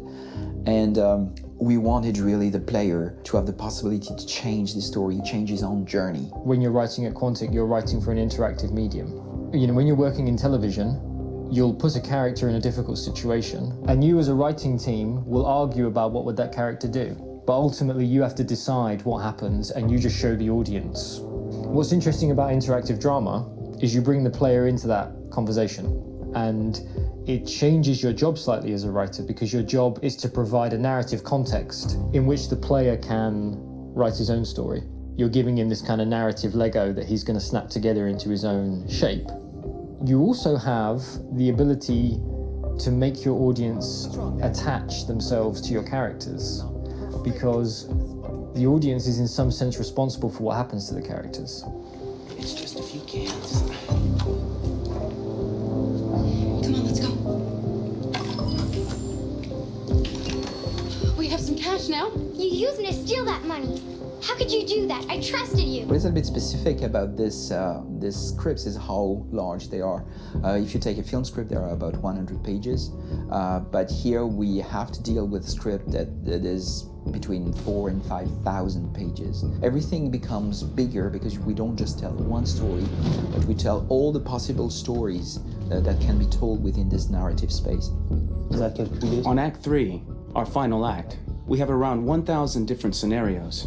And every one of those scenarios has to be as interesting, as passionate, as strong, and as emotional for the player. We want every action that the player does, every interaction that is available to serve in telling the story, and help the player understand who his character is, and build that character moment to moment.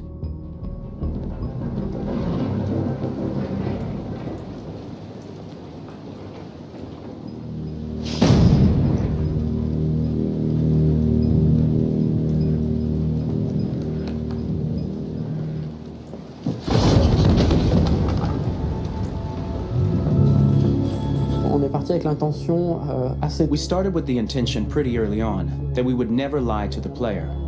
So we implemented a visible tree structure in the game that players can consult during a scene or at the end of it, which shows exactly what they did and what they missed. There are games out there offering world exploration. We offer narrative exploration. You know, keeping control of such a wide and large story is a huge challenge. So same thing when you shoot with actors, because you will need to shoot many different versions of each dialogue, of each scene. For actors, it's a huge challenge. Because of the style of the game, you have so many different ways that the character can go. Every decision, it's what I call kind of choose your own adventure. Like every decision that the player makes, it's going to open up 40 more pages of material and experience that ties in, which means as a performer, you have to try to continue to make things feel real that the player might not ever see, but also that in performance, it's not always connected to a previous act. It's grueling, it's hard work, but it's a great team and I enjoy doing it. I was really frustrated. I was until I got to this point where I kind of was able to step outside of my own experience and even in a lot of ways my own process and be able to step outside of that and okay, this is something new. What do you need? How do I meet you there? How do I give you what you need and still feel like I'm doing what's right? And once I did that, then all of a sudden it got really fun. It was much freer and having to approach it in a new way and think about the player and think about how it serves them and what I'm doing for them or what I'm letting them into. It's really, I think, helped me grow in general. Remember, there's nothing on the left. That's all. So it's probably all there. And then make her come first, close. But I think you would go first to check that it's safe. Okay, sure.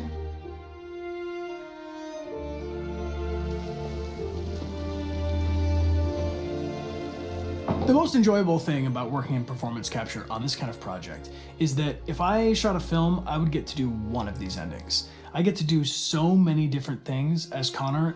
Your head goes all over the place because you're trying to keep track of basically 4 different storylines for each different response. What's the name of my dog? Buddy? Scout. I think it's Jack. I can't remember. So I worked with physicality a lot because it was a good way to anchor myself in these different rings of the tree. As the story grows out, I know where that is physically in my body, and then I can switch more continually on set, and it'll be entirely up to the player to determine what order those things come out and what they look like from a distance. Like if you're playing through it, the culmination of all of that will be their version of Connor. I'm faster than you, and I don't feel pain.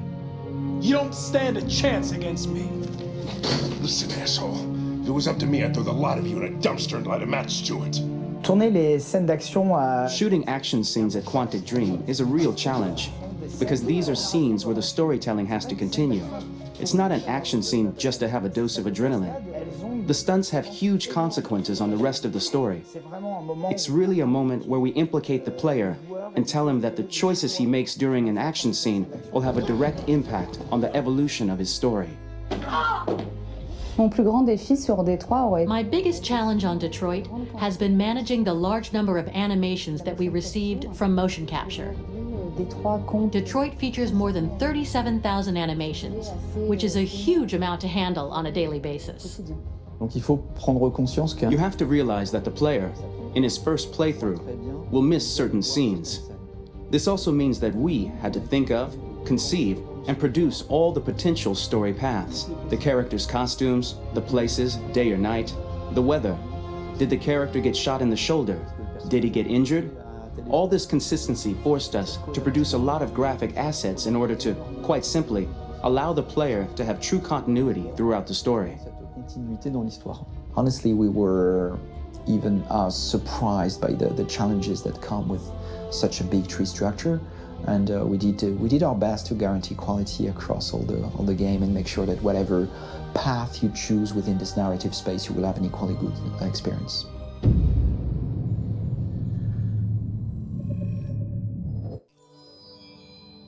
嗯，的确是一个很有野心的游戏，要把很多的可能性都要想进来。但是我觉得它前面做得非常好，但是越往后面的故事好像就少了，就好像没有开始那么精彩，不知道为什么。我在玩的过程当中，会觉得后面的选择越来越少了，好像会被逼迫要选择一些不想选择的东西，前面的选择比较多一点。接下来看制作过程吧。底特律点数。Detroit Become Human was produced over a period of 4 years. Here in Paris, we have a team of about 180 people. And to that, we need to add also all the outsourcing with our partners in the Philippines, in China, Vietnam, and in India.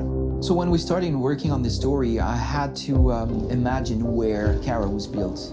And for whatever reason, the city of Detroit came very quickly to my mind because it had already an incredible story by itself of history and themes. So we traveled there with the team and we were really moved by what we saw, and we could really feel the desire to fight and really be born again. And we just continued this curve, this growth, and just imagine what Detroit would be like if the android industry was, using these huge factories to build androids there. A very strong element in Detroit is that there's a lot of industrial wasteland and a lot of nature too, and for us, the graphic designers, it was an incredible playground. The destroyed zones which we wanted to preserve, we appropriated them to turn into something else. Then in the areas that needed to be rebuilt, we were able to imagine our Detroit of the future. We didn't want to make a science fiction universe, but a world of anticipation. If we chose science fiction, we could have imagined flying cars, extraterrestrials, but those things are very far from our current everyday life. Anticipation is more about gleaning from our contemporary reality, the one we know, because Detroit is set in 2038, and 2038 is tomorrow. The difficulty we had was sticking to reality. That is to say, technology becoming more and more invisible, a lot more elegant, and at the same time, making it visual. So all the computer equipment, autonomous cars, we simply had to invent. They are in fact very technological objects, but at the same time remain very credible and ingrained in reality. To create a cohesive universe in the fashion and clothing of the human characters in 2038, I didn't want to put an accent on strange shapes, or really vibrant colors, and things we wouldn't know. That I wanted to keep for the androids. The goal was to create something familiar which we can identify with in this future setting. Working on the artistic direction for the androids was a bit special because this is a project about the place they could occupy in the human world. It was out of the question for them to be too beautiful or too perfect. They had to correspond to every social class, rich and poor. Inspired by everyday utilitarian clothes, I brought a modern touch by adding dynamic display surfaces, the armband we can see on the side, the triangle on the front and back, an LED. Like that, there's no confusion. Wait. You're sending an android? All right, man. We need to go. You can't do that. Why aren't you sending a real person? Once we cast the actors, we travel to meet them in order to scan their faces. We record the structure of their face with the scan. And we record the colors and patches of skin with photography. Once we have this information, we will use this as a basis for modeling and creating the characters. The artist will make it more realistic, but will also enrich it. He will propose ideas which we will develop together. Finally, we will have a character with character who corresponds to the project and the world. When the actors come to Quantic Dream, we show them the design, what their image will be, and what they will look like in the game. This extra information gives them another dimension and color to connect with emotionally. It helps them think about how to play their character. your mission. That's all you care about, huh? You should consult a professional who can help you. Beat it, you hear me? Get the hell out of here! So there are 3 types of shoots at Quantic Dream. Shooting and performance capture, where you capture the whole actor, his voice, his face, and his body. These shoots are obviously done with American actors because the game's original version is in American English. After that, there are the body-only shoots, representing around 250 days of filming, while the performance capture is 100 days of filming. Now, body-only shoots, there are 2 types. There are the action shoots and the technical shoots, which are mokit shoots. Mokit is when the player controls a character on the screen, and he moves in an environment to explore it. This is of particular importance at Quantic Dream, and therefore we shoot a lot to offer a unique context for each scene and each character. To prepare a motion capture shoot, we first get together to look at the sets we need, the animations that we want to shoot, which ones need to be grouped together, or which ones need to be cut and shot at another time, so that we get the most out of the shooting day. This often means shooting scenes out of order, especially those with big props or accessories, like a big car, for example. So we shoot all the animations related to that particular prop first.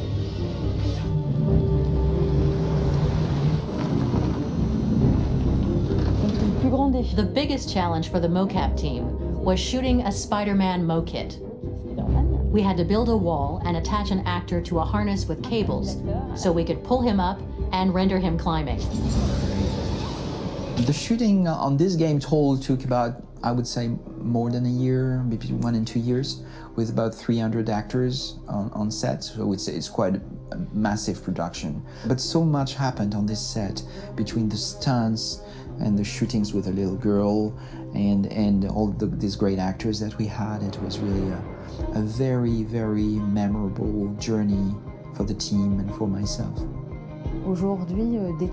Today, Detroit has over 37,000 animations.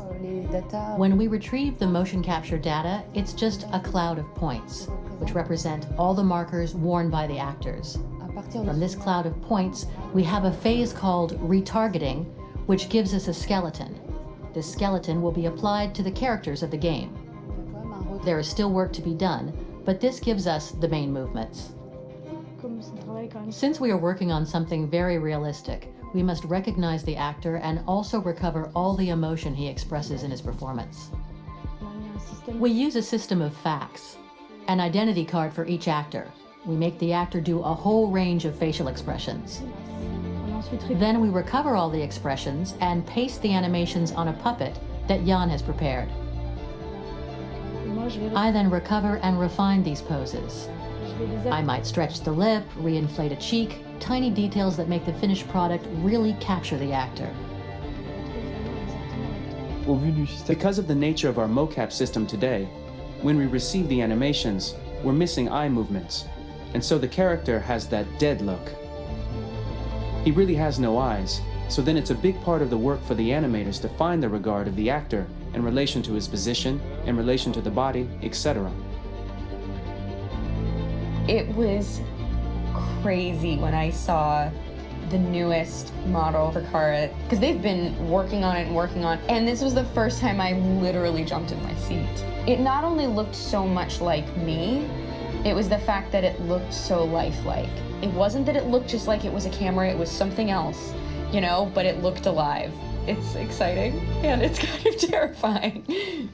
Game after game, we learned the rules of optics and filming, and our goal with Detroit Become Human was to have cameras that would actually emulate the optics of a real physical camera. So basically dealing with real-world imperfections was our main task, and just to make cameras look as real as we can. Once the animations are shot and processed by the animation department, integrated and polished, we film them. That is to say, we really do a mise en scène, as in cinema. The real difficulty of our job is to know if these cameras are telling us something. Are they in the emotion of the scene? Do they describe exactly what the action must convey, what must be felt? The most important challenge for me was one of the final scenes where Marcus decides to start the revolution and go to the battlefield. Very quickly, we imagined this to be a huge sequence shot. We wanted the feeling of a cameraman running behind us while showing Marcus, the androids who help him, the person shooting at us, etc. Above all, it was necessary to say to oneself, this scene is very violent but does not glorify war. On the contrary, that war is something improbable and absurd. It was really a fun challenge. The idea was to say we have 3 characters. We would like each of them to have a specific cinematography. We wanted Kara to be much more filmed with some kind of handheld camera, to have something very living, very breathing. For Connor, we wanted something very cold and very perfect. And for Marcus, we wanted something epic and spectacular. So it was about the filming, but it was also about the photography. So we worked with a director of photography to give each character a different lighting, different key colors. Each of them would have their own worlds. And finally, we worked with the composers, so they would create a specific sound for each character, so each would have his own world and his own style.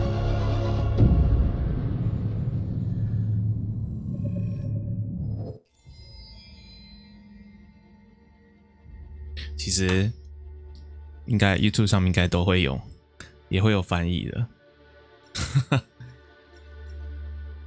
我就只是随便看看而已，而且我翻译一定不完整的，所以如果你想要知道全部的话，估计还是得看 YouTube 比较准一点。然后他刚好说到每一个角色的他摄影机的模式不太一样。说摄影机的模式就是他那个摄影机的角度拿的方式。像卡拉的话，他们就是用一种像手拿摄影机的感觉，所以会有轻微的晃动，然后有种紧张感觉吧，是这样讲吧。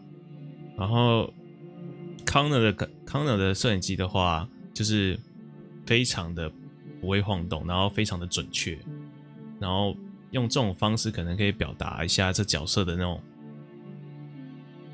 氛围之类的吧，我在想。所以他们都有就是有去想这些小细节，基本上他就是要讲这个。好，下一个。For the soundtrack of the game, we tried to be very close to what is done in film. We were constantly asking at each place in the game, why are we putting music here? What is it going to say? So we focused the music on bringing emotion, which is interactive and supports the character's arc. I'm sorry, honey. I'm sorry.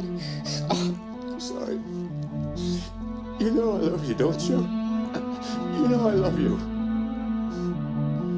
We make games that are very narrative.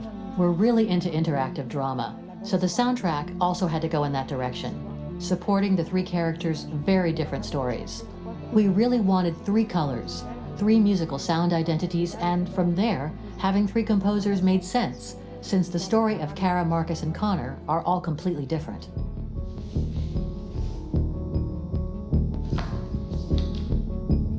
You recognize him? It's Carlos Ortiz. For Connor, we wanted a soundtrack that could be very cold and very mechanical, very machine-esque somehow. For Kara, we wanted a soundtrack that would be very moving and emotional. It was about the quest for identity, but it was also a journey about love and empathy. And for Marcus, we wanted something epic, something that would really represent the grand aspect of his quest. And we were very fortunate to find 3 incredibly talented composers, and working with them has been a dream, honestly.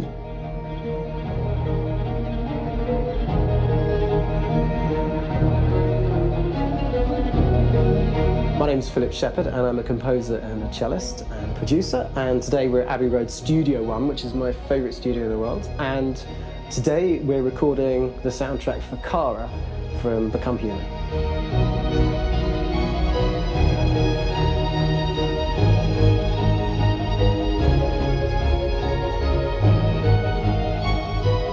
So when I compose a big project, I often travel just to kind of get out, and get some fresh air and some inspiration. And I go hiking and traveling in Montana a lot. I had a log fire in the room that I was staying in, and the Flames were kind of making absolutely direct music, and it became the basis for Kara's theme, and it sounds something like this.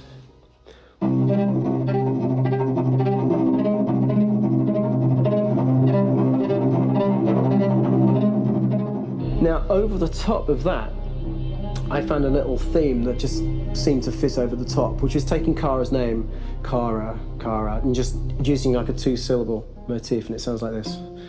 We're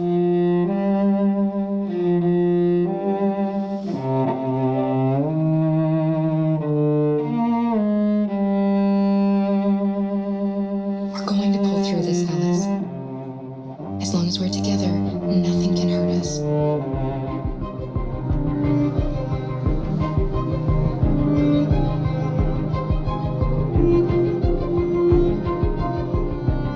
And all the time that's fitting over it.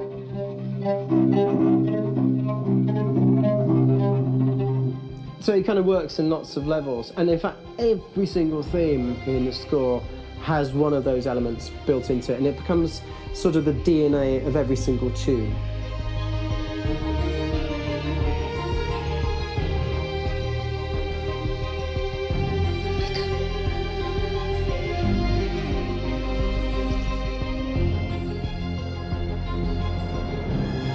For me, writing this theme for Kara, I actually had to tap into what it feels like to be a father to daughters.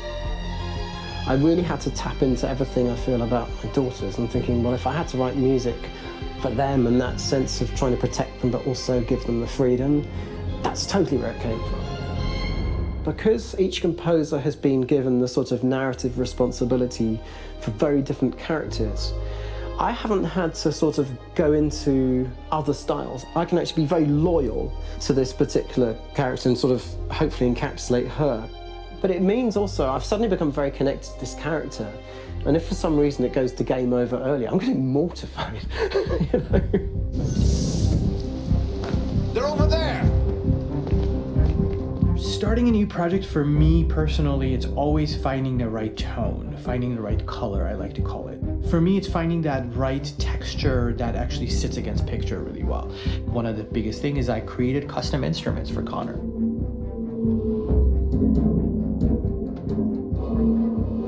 I pulled out all my vintage synthesizers to be able to capture this robotic person, if you will. My approach to all of these custom instruments is that I hear the sound in my head. And either I could just come into the piano and just be like, all right, so I'm gonna just get on the computer and just create it. I rather be able to play these instruments physically. Oh, that's nice. You can do it.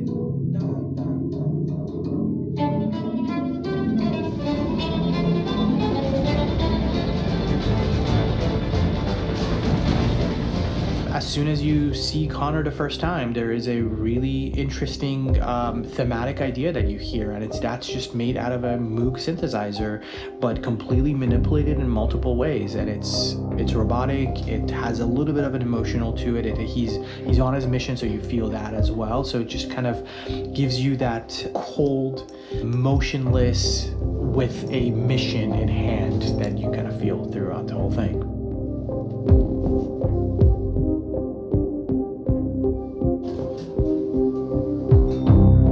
Because the music evolved, one of the things that I was very weary and I was very kind of focused on was the way that the music has to evolve. So my idea behind it was that Connor is a singular android that could at any point become a deviant or could actually stay as an android. So I created a more or less an Connor theme, and then I was able to just manipulate it in different aspects of it.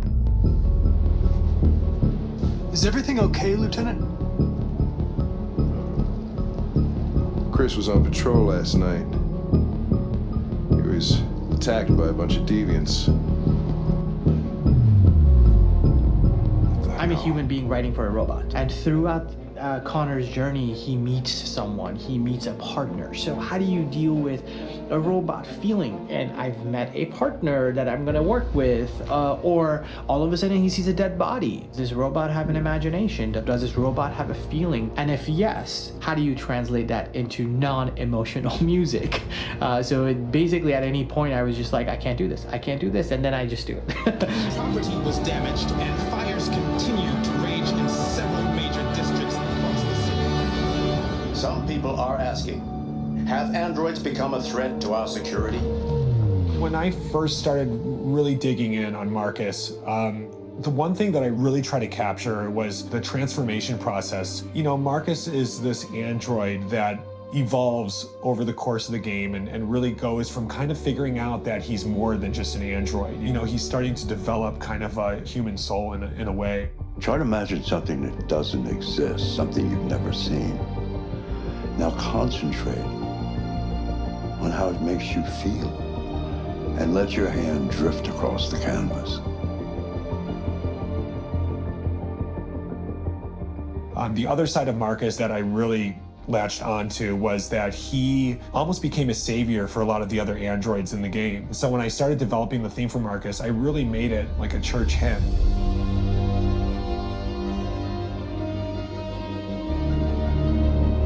I wanted to be very simple. I wanted to make it a chordal melody. I really wanted to make it almost like a Bach hymn. The tough thing with that is it had to be recognizable. If I made it too complex from a harmonic standpoint, it would be hard, I think, for people to kind of pick it out and recognize it. It's very acoustic derived, but it's also been treated with a lot of effects and things to kind of put it into the space that I felt the sound should be in. It can be beautiful, it can be haunting, it can be extremely powerful from an action standpoint, and I'm really happy with the way it turned out. The music is there, but it's subliminal and it's emotional, and people are feeling it, and it's not distracting. And that's tricky with a game like this, where you have to have a lot of ins and outs like that, where the music kind of has to get in and out of these moments. This is a war we're fighting with the humans. If we fail, they'll destroy us. I think the game's been put together so well where I just wanted to make sure that I wasn't ruining the emotion.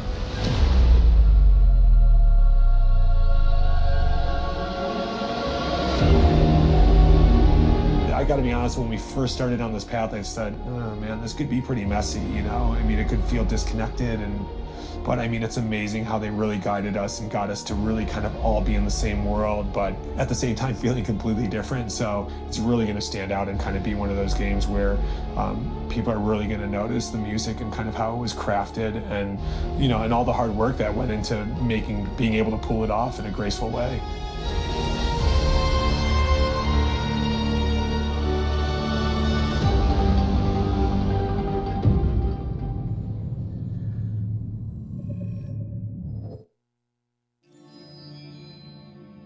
哟，好了，我们看一下。刚刚有人问我说 ，Loser 唱的这影片的歌曲名称叫什么？那我们现在去看一下就知道了。我们应该可以从配乐去码吧，原声带。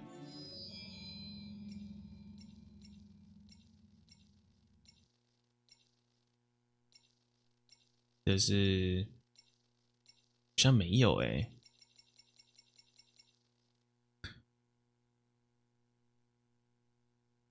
等一下再回来看这个好了。We are people， 这样也不是。对，我先出去哦，我先去看原声带。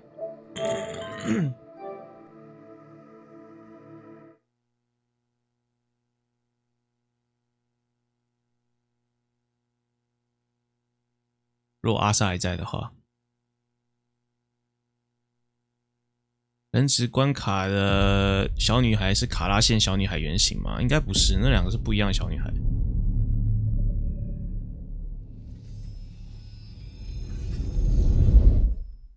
这款怎么样？介绍没有看，介绍其实不要看比较好，就直接，如果你有 PS4 的话，就直接买来玩，不要听任何人家讲什么剧透，就是按照你心里所想的去玩，就这样子。我觉得这样是对你最好的。因为你听太多之后，你反而没有办法。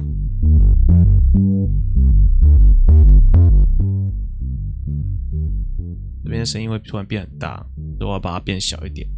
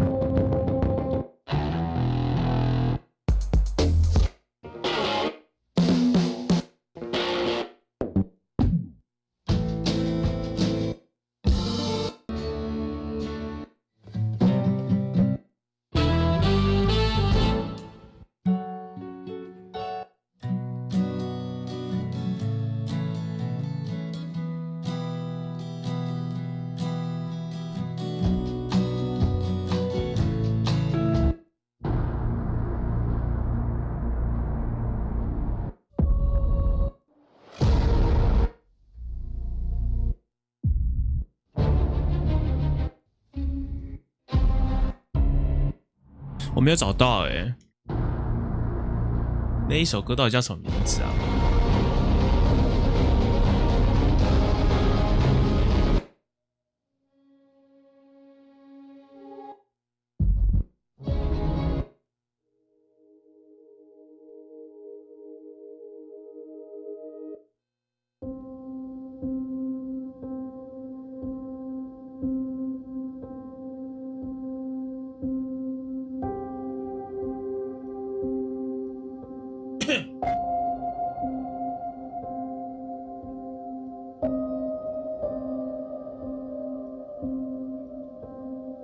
看来是没有，我不是很确定那个叫什么名字，我回去了。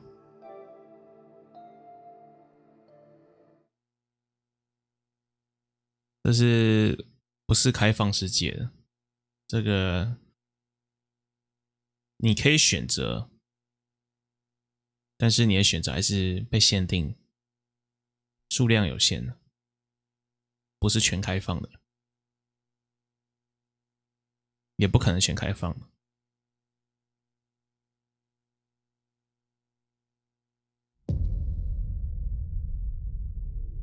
对 RA9 到底什么梗？这个哦 ，RA9 代表的，其实我也不知道，他没有给我确切到底是什么东西，只知道 RA9， 当你突破了那个限制之后，你就知道 RA9 是什么了。我只知道这样子，象征自由吧，我觉得该就是这样子而已吧。或是有人可以说的更明白。回去影片再看一下，还有什么没看到的？这边都看到了。这我不是买过了吗？哦，原来是没有存档，原来如此。这首歌我也不知道到底叫什么欸，你就搜寻 A Little While 吧 ，Wait a Little While， 不然我就晚点再帮你找算了。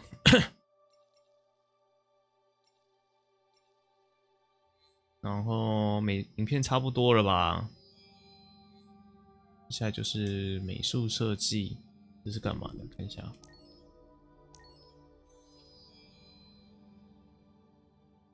哦，这是第一关的时候，超酷的。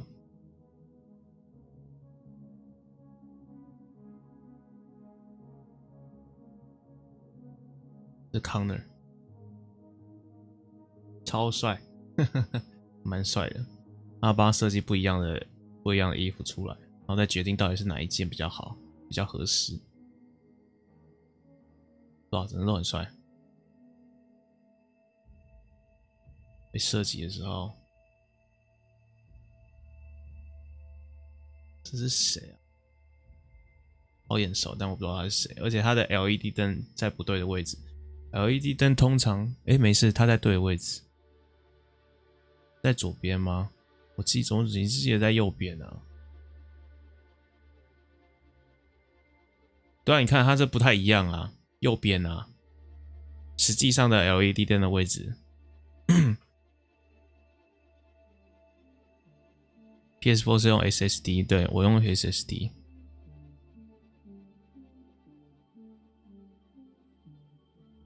但是有碰到那种读取很慢的时候，只好重开机。有碰到一次，还蛮帅的。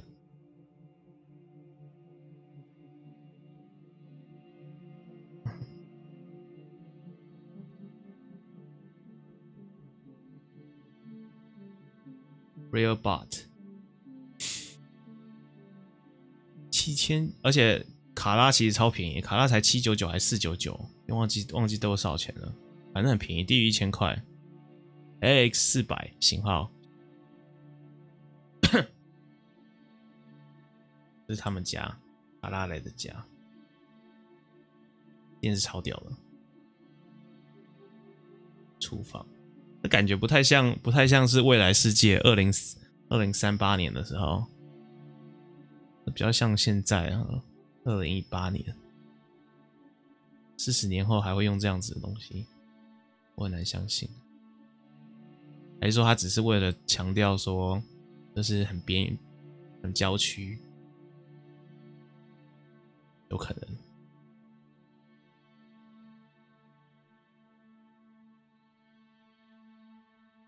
然后女孩跟3个娃娃，最后选择第3个娃娃，那个狐狸娃娃，不知道有没有卖？狐狸娃娃还蛮可爱的。爱丽丝399，4000是记得是维修费耶。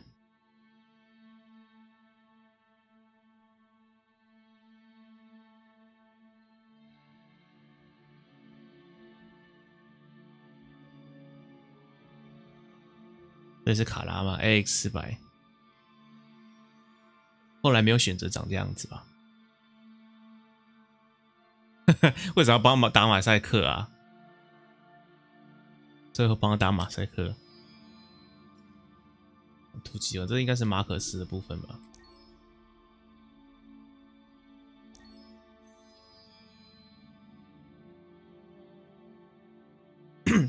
那颜料店还蛮酷的哦。它最后呈现的颜料店不是长这样子而已。那最后游戏里面的颜料店很漂亮。回到家里了，这是卡尔的家，卡尔家超屌的。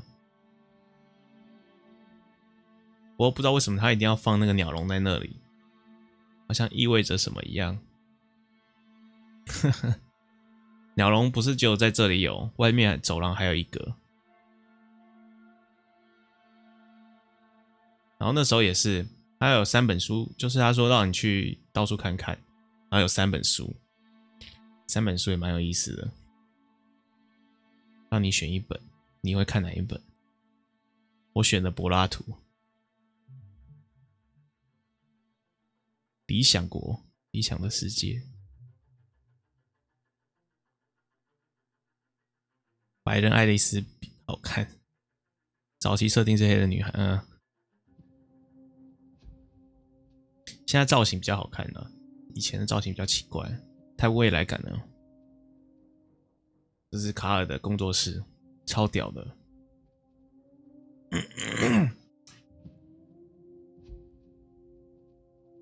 这边我没看过，就是他餐桌而已吧。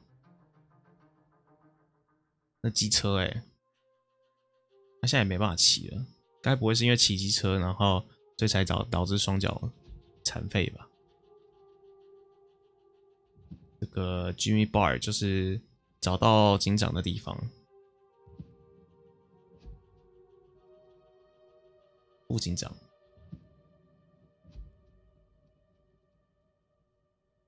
其实呈现的还蛮像的耶。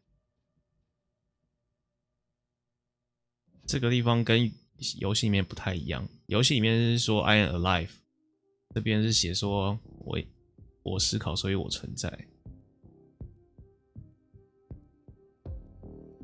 我忘记这个死人叫什么了，有点忘了。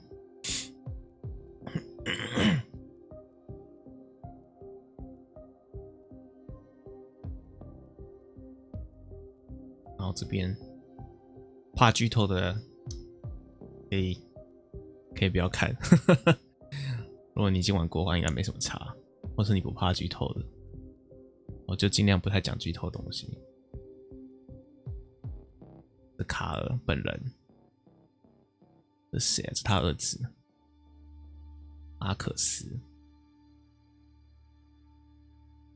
出门的马可斯，超帅啊！知道啊，超越黎明，超越直到黎明的感觉，战神片。对啊，我觉得战神跟变人都是必买的制作。如果你有 PS4 的话，没有的话就把 PS4 买下来，看你要从日本买还是从香港买，随便你，赶快买下来。我也是因为这游戏才买的，才决定买的，绝对不是我魔物猎人，魔物猎人就算了。虽然说我是买魔物猎人同捆机，那是因为刚刚好。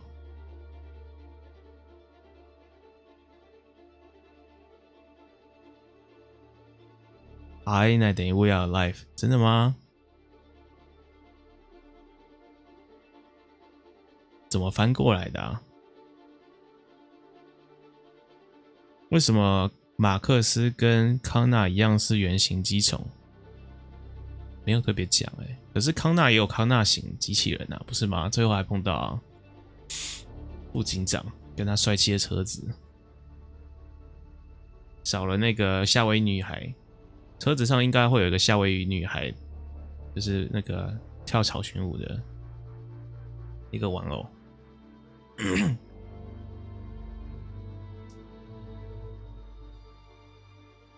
没了，这突击2，继续咯，继续看下去。有根胶，台湾这边抢很快，美国会抢吗？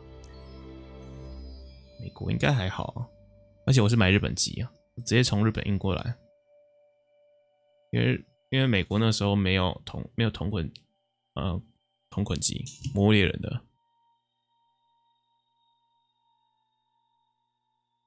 警察局看起来还蛮屌的，感觉像科技公司，不像警察局。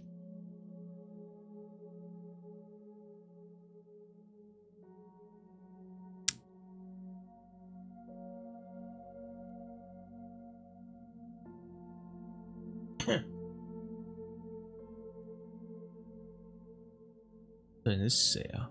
看不太出来是谁，这应该就阿曼达了。这里是阿曼达，放在4个衣服里面，看喜欢哪一个。哎，还不止8个知道感觉好像蓝色的第2个好像好一点，其他感觉都太黑暗了。不然就第2个或第4个吧，我觉得。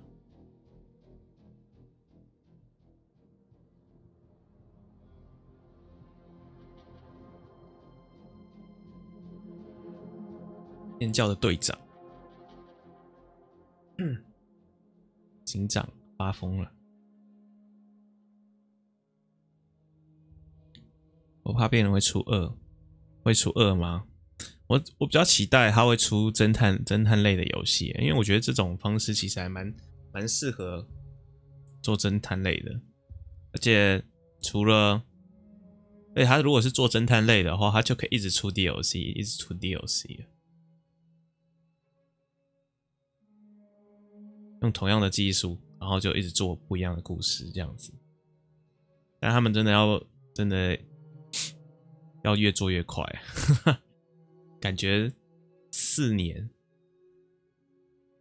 被我们10个小时、12个小时就玩完了，4年的功夫在1天之内就玩完了，有点太快了。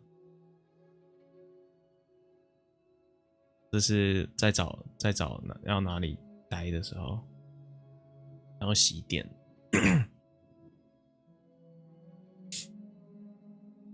便利超商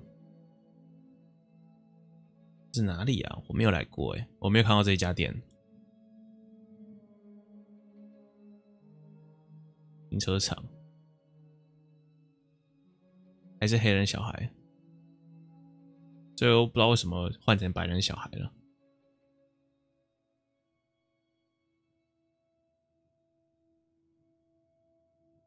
应该是那个，就是那叫中文叫什么啊？典当店啊，典当的地方换钱。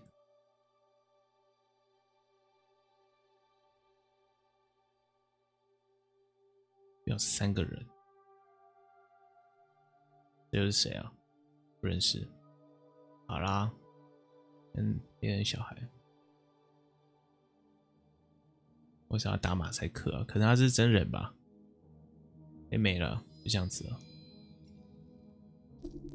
我们有几个啊？4、5、6、7、8、9、10、12到1到12，好多哦。慢慢看吧。如果你不急的话。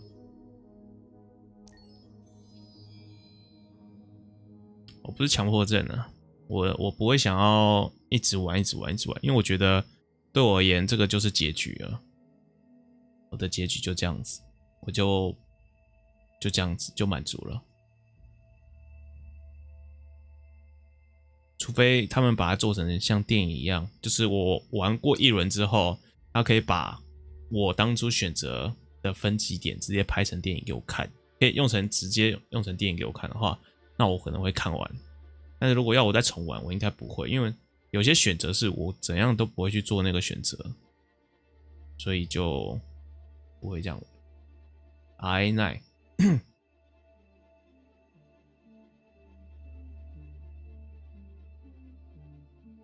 如果变人出2的话，该不会就跟那个星星一样了吧？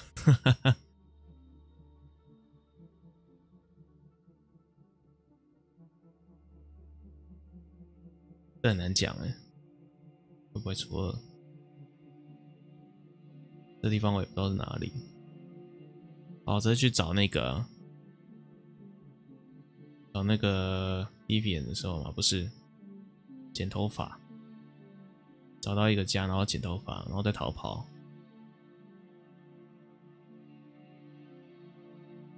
出车祸了，出大车祸，没有，那个实际上没有发生。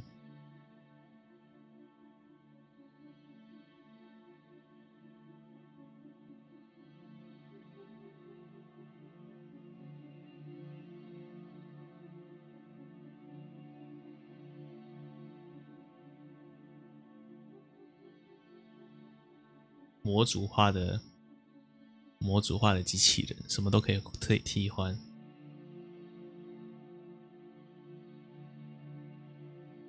这个不知道什么组件，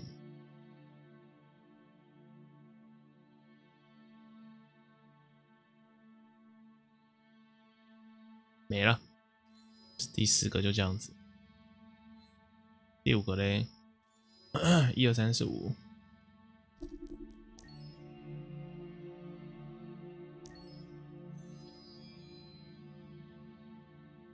一家卖汉堡的，纯人工汉堡，到处都有欸。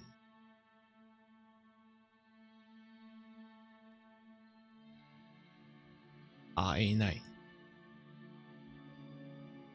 这边是乌鸦，它本来是它在里面是鸽子欸，游戏里面是鸽子，象征自由吧。应该是乌鸦没错，因为是全黑的。这边变鸽子了。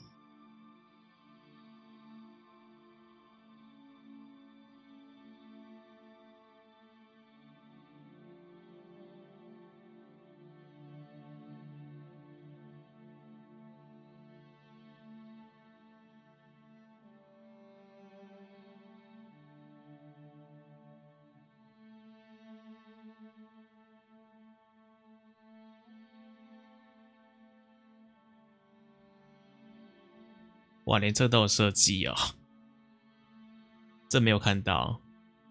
帮忙搬运那个盆栽的机器人，还有这个当梯子用的吧，好屌，连这都要设计哦。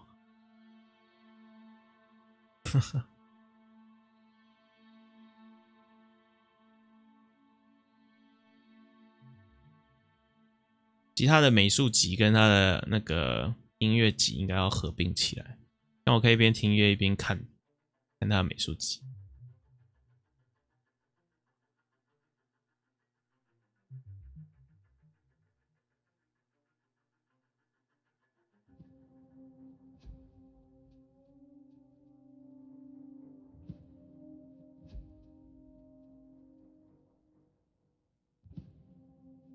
Jericho。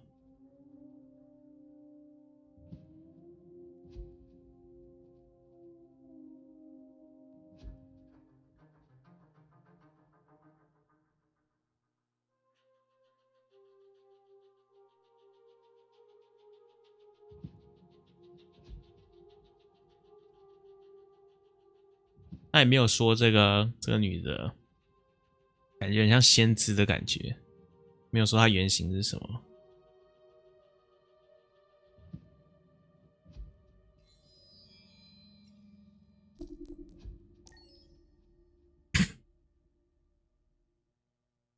关键报告，塔姆克鲁斯，这地方就是那个坏人的房间，然后在那边认识 loser。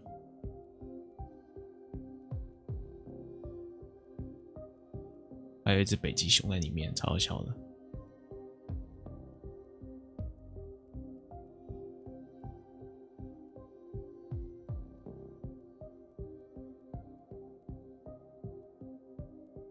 北极熊欸，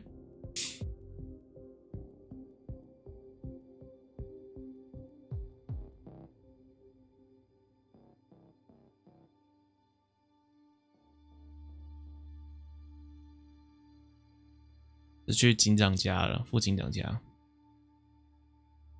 看到他坠倒，他坠倒的地方不太一样，应该在左边，靠近那个微波炉，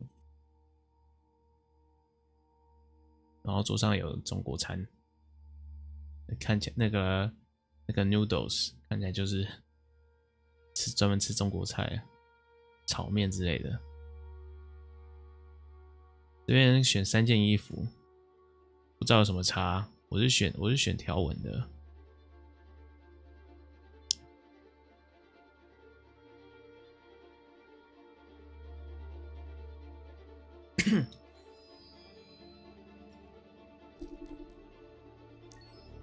中国菜的盒子，对啊，这边是最刺激的一个地方。一举人。哇塞，左边的好正哦，左边的美女好正哦，右边的也不错，可惜实际上游戏里面没有那么正了，不知道为什么游戏里面反而没那么正，害我难过了一下。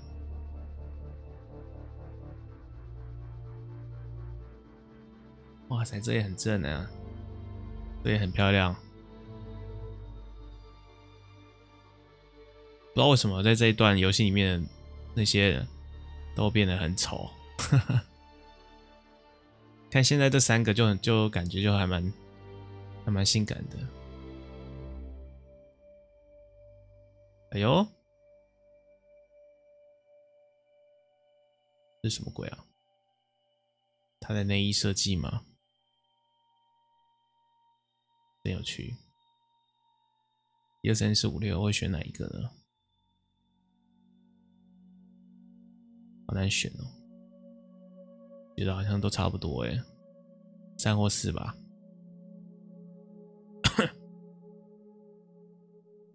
太快转掉了，从左边数来第3或第4。好，转。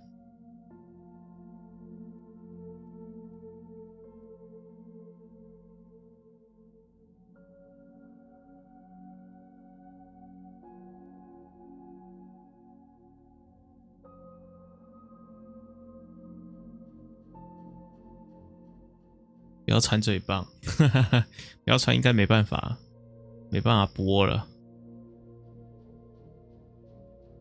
蓝血，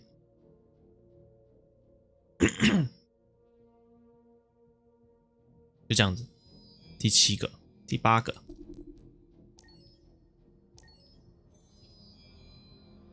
游乐园。其实游乐园还蛮小的。没有想象中那么大，还是说我其实没有碰到后面？我觉得还蛮小的。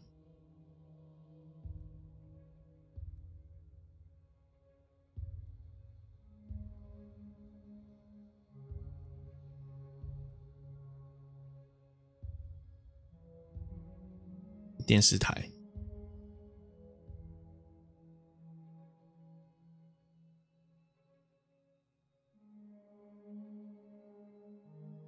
电视台里面的设计还蛮屌的，超高级的感觉。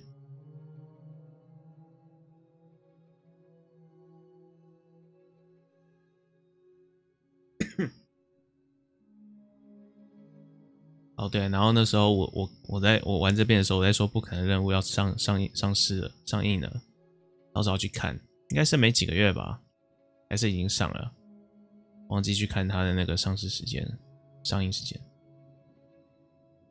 再来是这里，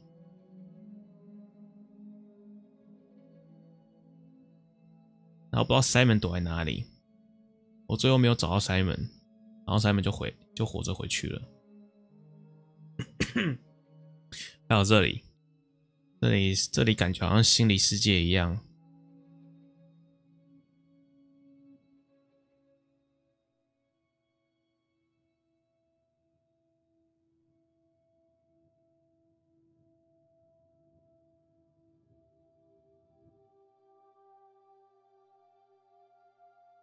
酷哦，这不知道什么场景，没有看过。这边是要准备逃出美国到加拿大的弱势的家。弱势家有一半毁掉，在这里面弱势是瘦瘦的。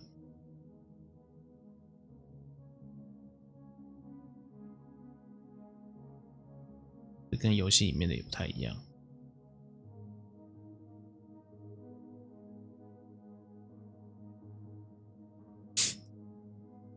二楼也不太一样。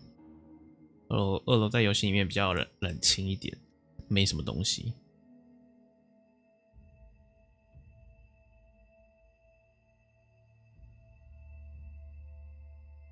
什么？分级都打18。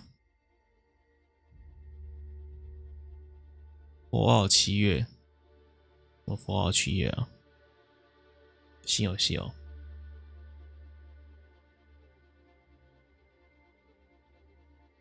这是干嘛？我忘记了。哦，去抗议，要去占领那个 CyberLife 的门市，做抗议。然后这台垃圾车跟我们开的垃圾车不太一样。那这雕像那时候我没有仔细读上面写什么。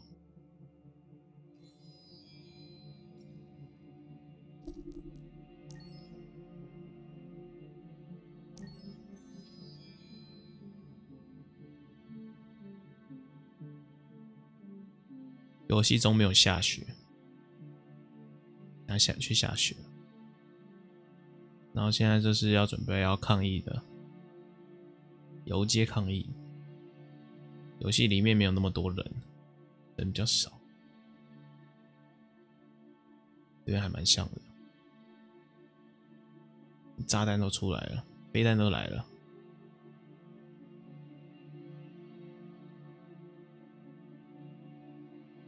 这边是找开发者的 CyberLife 的创始人，在这里发现他的老师其实早就死了。然后他这里问他要不要把机器人杀了，杀了的话就告诉他所有事情。我最后是决定没有杀。哇，他裸体耶，真的假的？我有看错吗？不能放大，算了。卡罗伊真的很漂亮，创始人。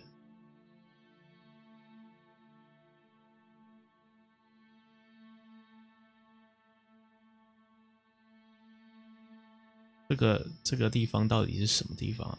很好奇。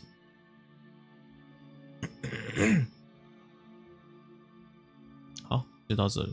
现在是11了，快结束了。不能放大。啊，你看到下体，我知道。卡尔，这不是他家，这在医院欸。怪怪的，这地方不太知道为什么这样子。然后这地方是最后要决定是否要和平还是要抗争。我两个都看过了，我第一次选的是抗争，因为我受不了自己的同胞被杀。但其实我不是抗争，我不是想要杀或是占领，所以后来还是今天还是重玩，把它变成和平的，和平才是我想要的结局。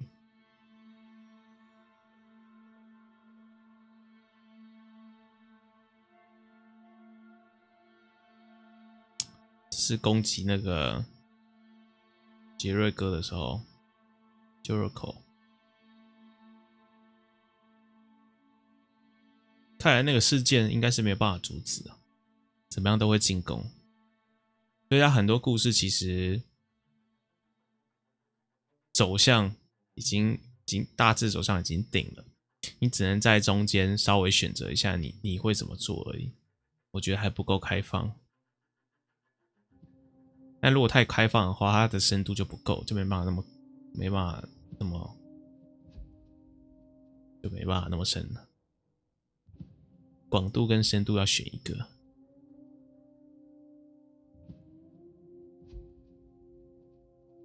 不然它游戏永远做不完。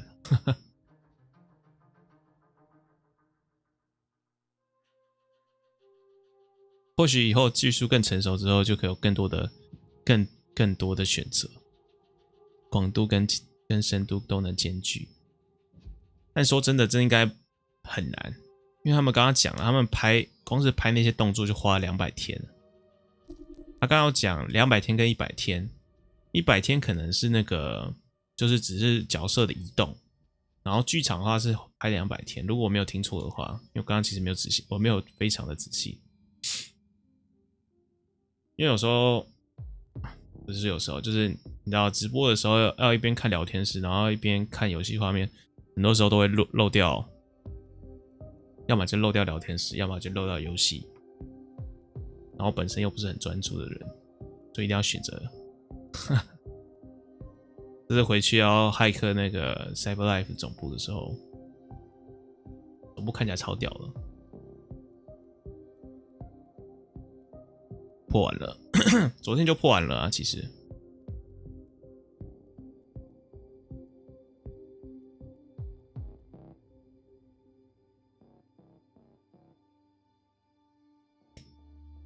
对啊，我总觉得后面越剧情越往后面越有点草草结束的感觉，不知道为什么。虽然说他实际上都是很用心，但是我就是有种感觉，就是没有前面这么的，就是前期比较好，后期好像比较没有那么好了。我有种这种感觉。然后这边一定会发生，你一定会把警卫杀掉了，除非你到31楼。我没有试过到31楼会怎样，因为我的目标我知道我的目标是要到顶那个最底层，所以我没有去31楼。但它这边不太一样，它游戏里面是-49楼，这边是-39。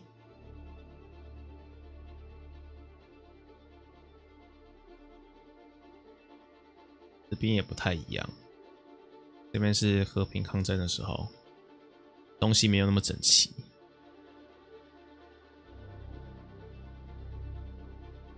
然后各种被杀到最后只剩核心人物的时候，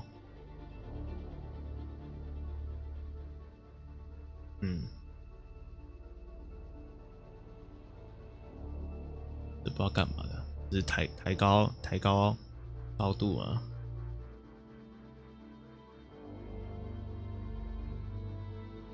这是侦察塔，可以把人拉高来侦察。然后上面还有监视器，然后这是堆尸的，专门回收尸体用的。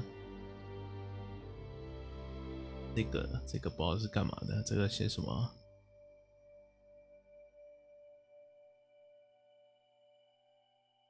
磁力场。它可以充电吧？可以帮机器人充电的意思吗？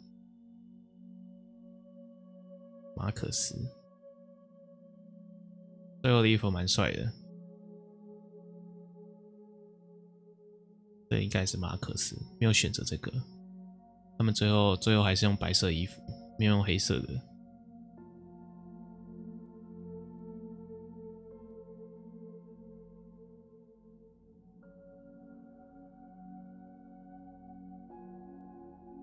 是真的有这个大楼吗？可能要去看一下吧，看一下 Google Map。这大楼超屌的，看起来超屌的。或许他们可以考虑真的建一个这样的大楼。这样就结束了吗？对，结束了，我们都看完了，12个。影片大致上也都没了，还有什么特别想看的吗？除了知道这首歌到底叫什么名字以外 ，Loser 的那首歌原声带，要听吧。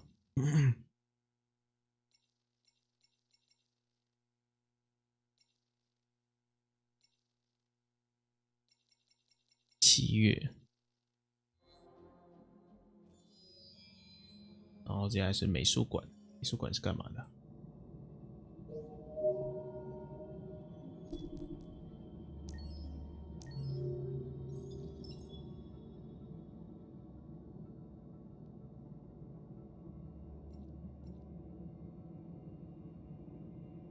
哦，可以放大缩小。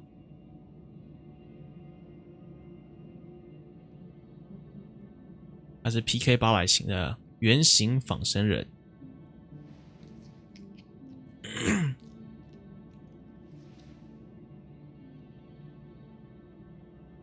它可以直接采集样本，摄取样本来分析证据。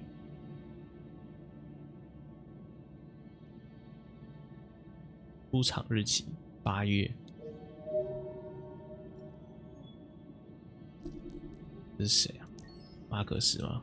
不是，这是他变成那个 Deviant 的时候。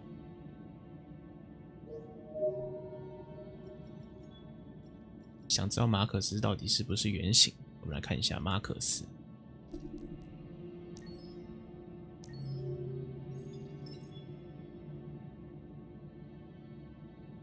马可斯也是圆形仿生人。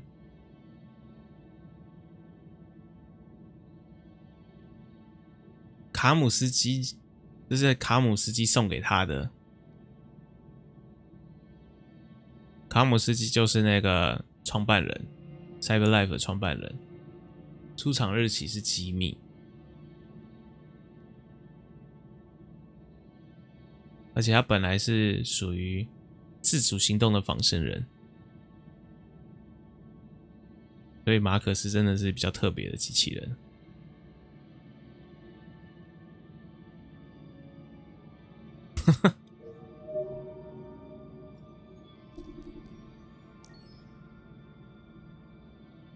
前导片有什么？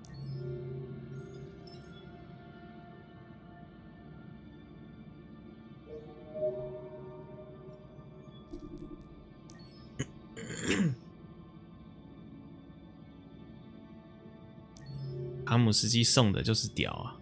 破损的时候长这样子。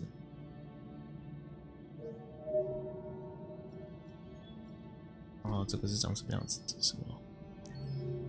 当老大的时候长这样子，伪装成人类的时候，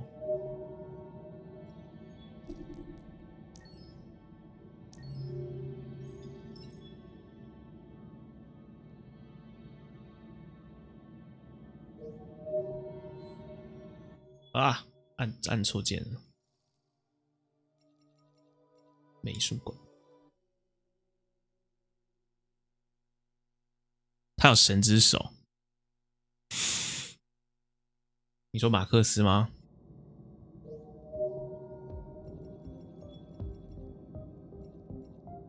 哇，马克思超多的，看一下卡尔。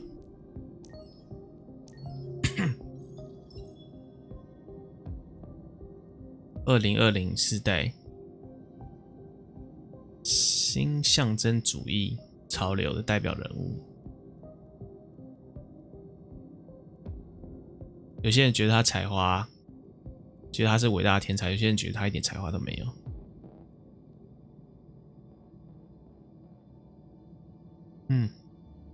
去后最漂亮的，这是最美的。诺斯 WR400型，此机型仅限经政府核准贩售仿生人魅力。这什么鬼啊？此机型仅限经政府核准贩售仿生人魅力与陪伴的夜总会使用。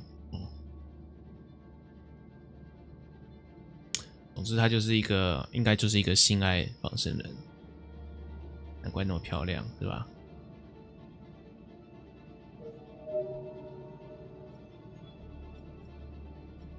多漂亮！后来的发型更漂亮了，后来这样子。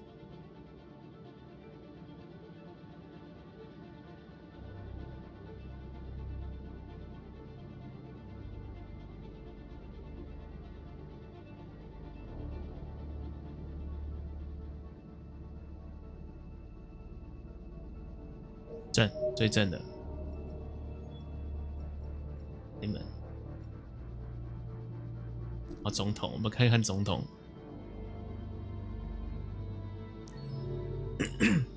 有人说像希拉蕊，我觉得希拉蕊比较漂亮多了。克里斯汀娜·华伦。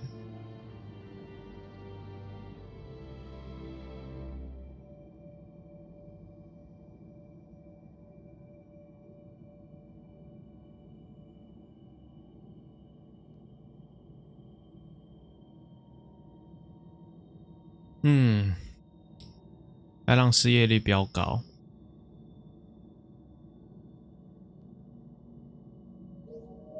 不太好的总统。然后现在看卡拉了，不是克洛伊，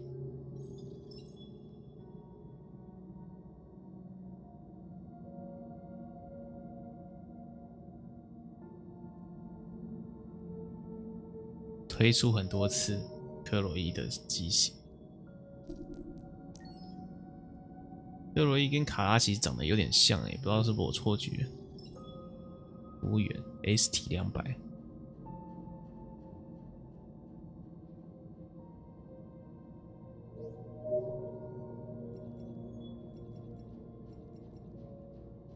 狗狗，还有这个拉拉，两个拉拉，北极熊，北极熊可以看一下，看北极熊是什么鬼？仿生熊，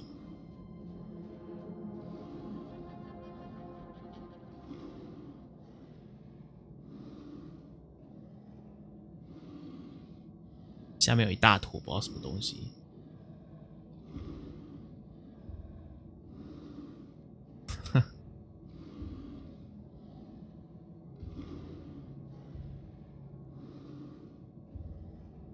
危害，欢迎加入。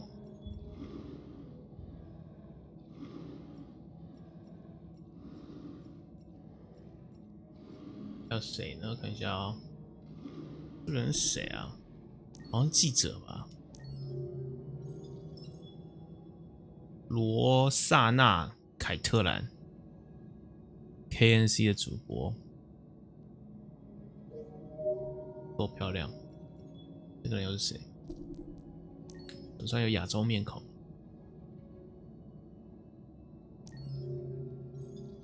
哦，他是警察。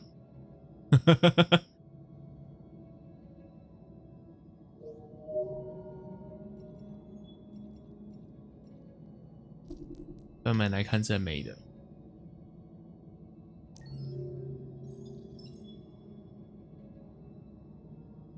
商业服装 ST300 型号，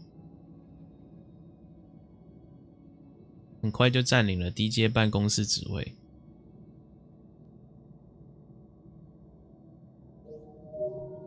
哦，我知道了，那个电视台下面那个机器人，还有鸽子哎，靠腰，鸽子也是机器人吗？不会吧？鸽子不是，它不是机器人。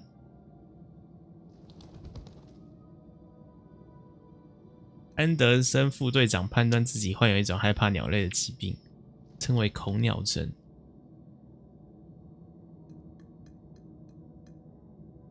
妈的，好像哦！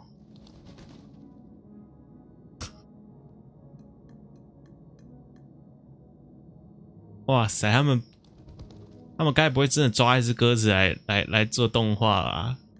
那超像的耶！好屌！这小男孩是谁啊？市民，没兴趣。继续，是正美。好，3。在想要吃什么？还有杂志，杂志我也没收集完。杂志应该要收集完的话，你估计要把故事全部都跑，就是不同支线都要跑一下，因为有些杂志会出现在不同支线的地方。面，然后问卷调查也完成了，基本上就这样子了。章节。数下有几张？昨天有人说23张，我来数下：1、2、3、4、5、6、7、8、9、10、11、12、13、14、15、16、17、19、20、21、22、23、24、25、26、27、28、29、30、31、32，总共32张，32大章节。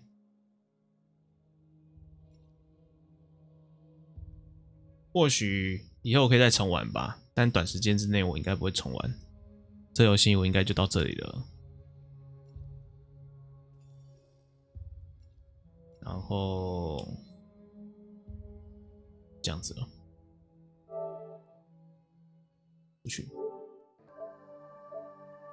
设计，把 Google 消灭掉。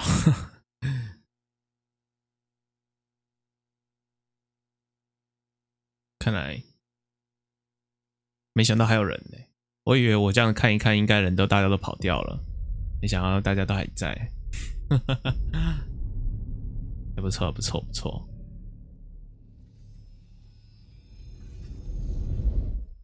这是美术集，我没怎么看，没怎么看进来过。这我们刚好像也都有看过了。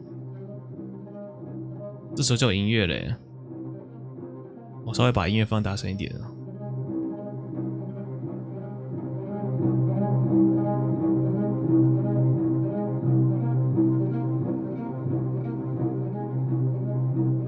Leo 跟 Carl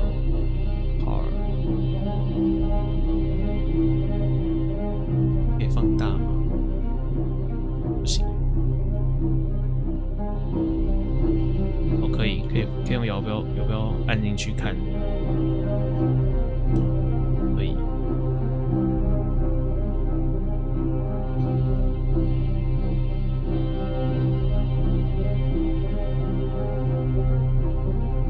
禁用自动播放，不知道是干嘛的。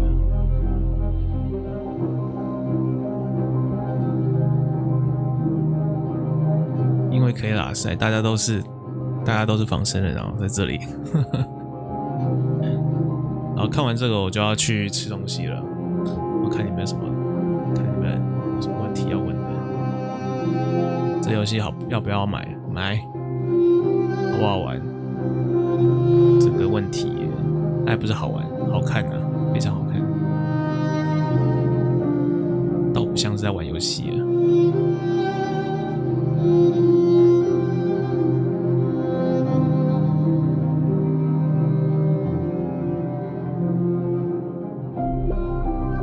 对啊，他最后选择的是这一件啊，白色跟蓝色，青绿色、青蓝色。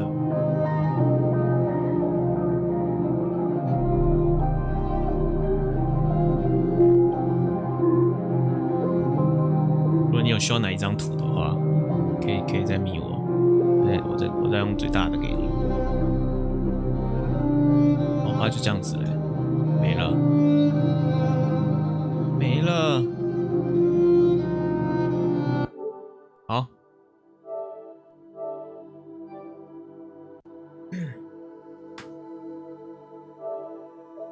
看一下啊，我们的成就，我只完成了54%，都隐藏奖杯，应该都隐藏奖杯吧？成底特律大使，珍贵45%。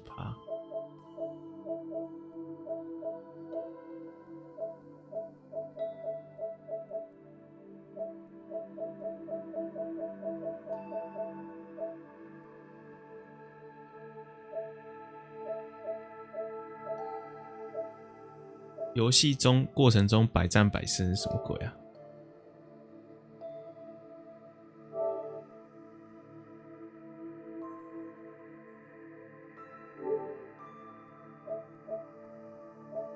好，非常珍贵。完成游戏一次，这是我们的故事，这是我的故事。金杯。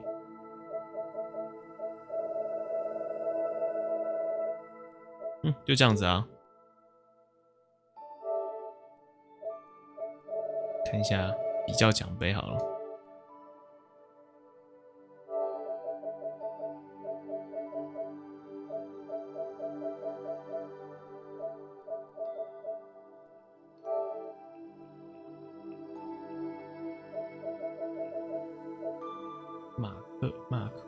马克思推开了里奥。是推开里奥。